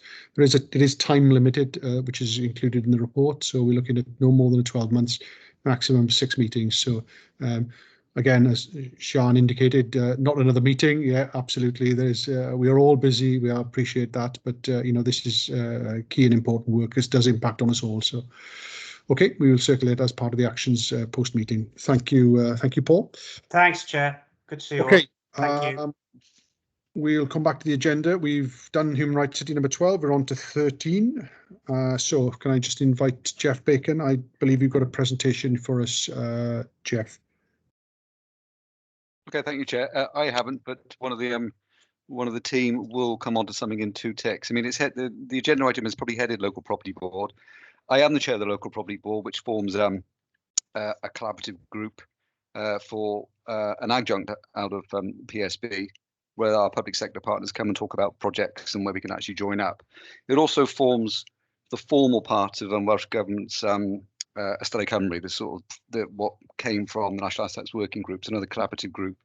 I'm setting the scene because we're talking about a very collaborative project. This is all about where we have recently purchased the former British Home Stores building in the middle of the city centre to create a city centre community hub. It was pressing because it forms part of our relocation strategy out of the Civic Centre for library, archives and contact centre. But we are working very closely with your representatives to see what occupational agreements you'd like to enter into, or what service agreements you'd like to enter into, primarily because we're trying to form this employability hub. That's a main focus for it, but it's linking to all other elements of public sector. And I think what I was going to do is introduce Hannah and Becky Jones, who are leading it from our perspective, from the property services team perspective. They can give you visibility and awareness of the project as it is now, and then we'll very quickly pass on to recently appointed MDT, who are going to have a very brief presentation just to sort of demonstrate what the building looks like now and talk about where they're going in their sort of timescale. So it's making sure really this is the last ditch attempt to make sure you know what we're talking about, you've got an opportunity to join into it and make sure that you've got visibility of the project as it stands. So yeah, we haven't got long, so we're going to rattle through this very quickly. So pass on to you, Hannah. Hiya everyone. I just wanted to quickly update really on where we are with our stakeholder engagement. So obviously, as Jeff said, there's a lot of different external partners and internal partners that we are looking to bring into the building. So we've been meeting with both, as I say, internal and external partners to see who's interested and how that's going to look, whether it's via lease or membership. So in terms, I just want to give you a flavour really of the sort of partners that we're looking at bringing into the building. So in terms of our internal front-facing services, we're looking at, as Jeff said, the library and the archive, also our family history, housing options, our employability projects, our contact centre and revenue and benefits, and our lifelong learning services as well. So we've been talking to them, asking about their requirements for the building, and then we're using that as part of the brief in the design elements. And then in terms of our external partners, we've been talking to people like Prince's Trust, Careers Wales, SCVS, Citizens Advice, Police, DWP, Swansea Carer Centre, both universities and Gower College. So we've had really positive conversations with them. There's no commitment as yet, but I think that'll come ahead now in stage 2 of design. When we get into more of the plans, we'll have to get more commitment from everyone. So, but as I say, really positive from everyone at this stage. So that's where we are at the moment. Beck, do you want to add anything? Or? Yeah, just to add, we've also spoken to health colleagues about the use of the building for anything that may come out of the wellness centre that might be more suitable to a community hub rather than a more clinical site. So yeah, and I think you covered everybody else. Yeah. Okay, great. Do you want to pass on to James and Neil from the MDT? Yeah, good afternoon all. James Coulthard here from Chorus. So I'm project lead for the multidisciplinary team. So just a brief update really on the programme and what's taken place over the last 6 to 8 weeks. So we've just recently finished REBA Stage 1, which was developing the brief. So working with a lot of the good work that Hannah and Becky and the team in the council produced before our involvement. Lots of stakeholder engagement, which, as Hannah said, has been very, very positive. Lots of synergies between service providers, both internally and externally, which has been refreshing to see and stands us in good stead moving forward into REBA Stage 2, which we've just started.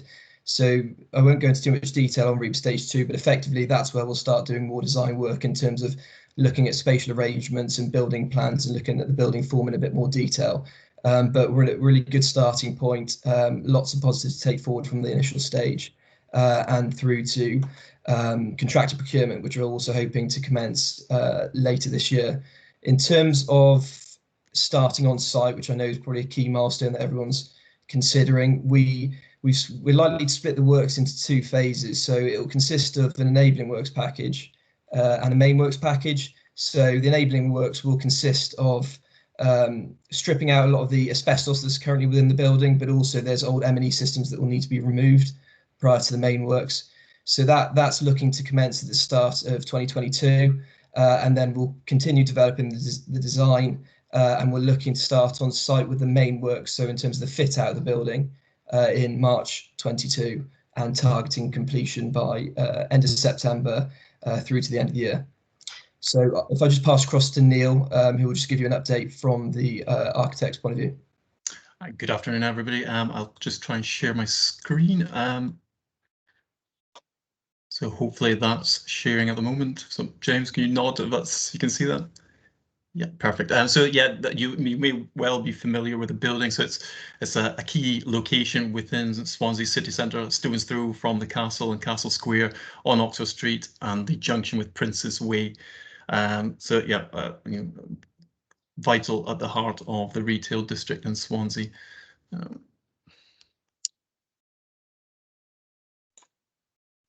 Just these slides are just showing the building in it as it is currently. So this is an image from Oxford Street, just showing it's the building was originally constructed in the 1950s, updated and extended in 1965, but then has been used by British Home Stores until they were closed down in about 2015, 2016, and it's since been vacant there. So it's an amazing opportunity in the centre of Swansea. Just the next slide. Again, looking at Prince's Way, the corner of this plot there is occupied by Miss Selfridge, but again, good street frontage there, glazing at low level, brick construction at the upper levels. Just to say that the building, there are a number of challenges with the building. The roof is needing significant repair. The existing services are reached the end of their natural lifespan, and we're looking to update and improve these, as well as the building fabric to improve the energy efficiency and sustainable credentials of the project. So this is an image of the current ground floor, which has been vacated by the last leasee. So you can see it's a very large space, good floor to ceiling heights, very deep plan. So one of the challenges we've got is trying to bring light and ventilation and brightness and vibrancy into the space there to make it an attractive and welcoming environment. The next slide. So the next slide is just an image there of the first floor, which is slightly more cellular in its nature, slightly less open plan. This is a view of where the former British Home Stores cafe and canteen is. I'm sure some of you had a cup of coffee and tea when that was open. So it's still largely in place at the moment, but will require to be removed. And then on the level 2 is where the former British Home Stores stockroom was. So that space has good loading capacities, but a low floor to ceiling height. So that there's thoughts that potentially that would be a good location for the archive space itself. So where the architectural and the design team are at the moment is looking to develop on the good work on getting all the information from the stakeholders and putting together the schedule accommodation and testing sketch spatial arrangements to see how all those different services can fit within the building and looking to give them as much presence and visibility as possible. I don't know if there's any questions that I can help answer there. There's a question in the chat. I don't know if it comes to me. Sorry. I'll just read it out from Phil McDonald. Does this provide opportunities to set exemplar standards in terms of sustainability and well-being, such as using the WELL certification scheme? Sorry, Jeff. Well, I was going to say, yes, that's certainly as part of certification. We're looking at all different strands. I mean, I guess well is very important in terms of how the building is occupied and the health and well-being of the staff and visitors who are occupying the building. We're looking at all levels of sustainability, and I suppose we start from the very first premise, the fact we're reusing a building in the city centre. So that's for us and for me in particular, that sets a very sort of important benchmark from the very outset. Everything is cash dependent, and we're working with our MDT to work out what we can actually do within the constraints of a budget. I will say that we are having significant support from Welsh Government, who see it as a critical aspect in terms of revitalising a city centre, and we see that very much from our perspective. And the timing of this is so important for us, because that's why we're cracking on with it as quickly as we can, because we need to react to the situation as it is now. Great, thanks, Jeff. Very positive in terms of that, and yeah, absolutely very topical and very timely in terms of regeneration of city centres as well. So, any other questions or observations? Okay, I can't see anybody indicated, so many thanks.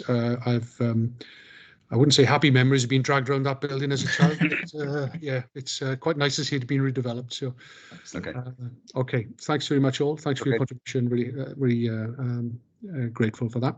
Okay, thanks, Jeff. Thank you. Okay, I'm just conscious of time. We have a few more items, some of them just for information, so hopefully we won't keep you too long now. So I'll go on to Steve King for the assessment of local wellbeing 2022. Steve? Yes, thank you, Chair. Yes, as you say, conscious of time. So most of what I would want to say is in that short paper that you've had there. It just covers two areas briefly of recent activity around the wellbeing assessment. The fact that in middle of last month now, the Regional Coordination Board met for the first time. Basically consisting of representatives from both PSBs and the RPB and the statutory partners and key partners, basically to look at the various assessments that are underway simultaneously at the moment and how we can best work together and make sure that things are done in a sensible and collaborative way as far as it makes sense to do so. To say there were a couple of points of agreement from that meeting, which are bullet essentially for one, ask of data from partners wherever this is possible, recognition that the PSBs and RPB will ultimately make the final decisions around their individual assessments, but all partners would put forward some capacity to support the writing of the assessment, although it was noted that there are capacity issues for the Health Board, but this would be explored further by the Director of Public Health. And there was support for commissioning of some external expertise around analysis using part of the regional grant money, which was from Welsh Government. So the board intends to subsequently meet every 2 months. So subject to diaries, there should be another meeting of that in July. But officers from all those from the organisations are meeting far more frequently than that discuss aspects of collaborative working where benefit and to progress particular aspects of the assessments. The other thing I was going to mention as a example of the collaborative working was that we did with Neath for Talbot recently submit an expression of interest to the co-production network for Wales, who are offering support for 3 PSBs or clusters in Wales. Unfortunately, we weren't successful, but there is a commitment from them to share learning from those organisations which are going to be supported through that. Briefly, the other part of the update which I would draw attention to is just that we are beginning to get our working arrangements off and running on the ground in terms of local arrangements. We've established basically 2 main groups at the moment, one being an editorial group and the other a research forum, which we've discussed at previous updates to the committee. So both groups have had a couple of meetings, and a lot of people are coming around the table. Yeah, we're at the stage now of working through how we can structure the information that will be included in the assessment below the four strands. So that's one of the key things we're working on at the moment, and we're very much sort of at the stage of sort of setting out the ground rules, if you like, and the guidance and the templates that those that we are asking to contribute to this exercise, to follow to ensure some sort of degree of standardization in overall approach, really. And we are working out a more detailed timeline and process as well, so that people are aware, because it is quite a critical phase these next couple of months. A lot to be done, a lot of people involved potentially, and quite a bit of management to make sure it all goes smoothly. And we're also, as I mentioned earlier, working with regional colleagues as well on those aspects where it makes sense to do so. So that's basically as much as I was going to say today. Happy to take any questions really, or any points of clarification. And yes, over to you all. Great, thanks, Steve. I'll bring in Adam. Thanks, Steve. I just wanted to check. So we're going to work regionally so that where we can work together, we will. But is my understanding, after going to that regional group, that there will be 2 separate wellbeing assessments, one for Swansea, one for Neath, but the collection of the data will be combined? There certainly will be 2 separate assessments, because we are still currently 2 separate PSBs, so that's in the act. We are going to collaborate on those aspects of the data collection that will be common to us both. Again, going back to that point about minimizing the ask from partners, especially. I mean, obviously, both assessments won't be mirror images of each other, because we'll be focusing on different areas to a degree, so there will be some divergence, but yeah, where we can collaborate on that aspect, we certainly will be.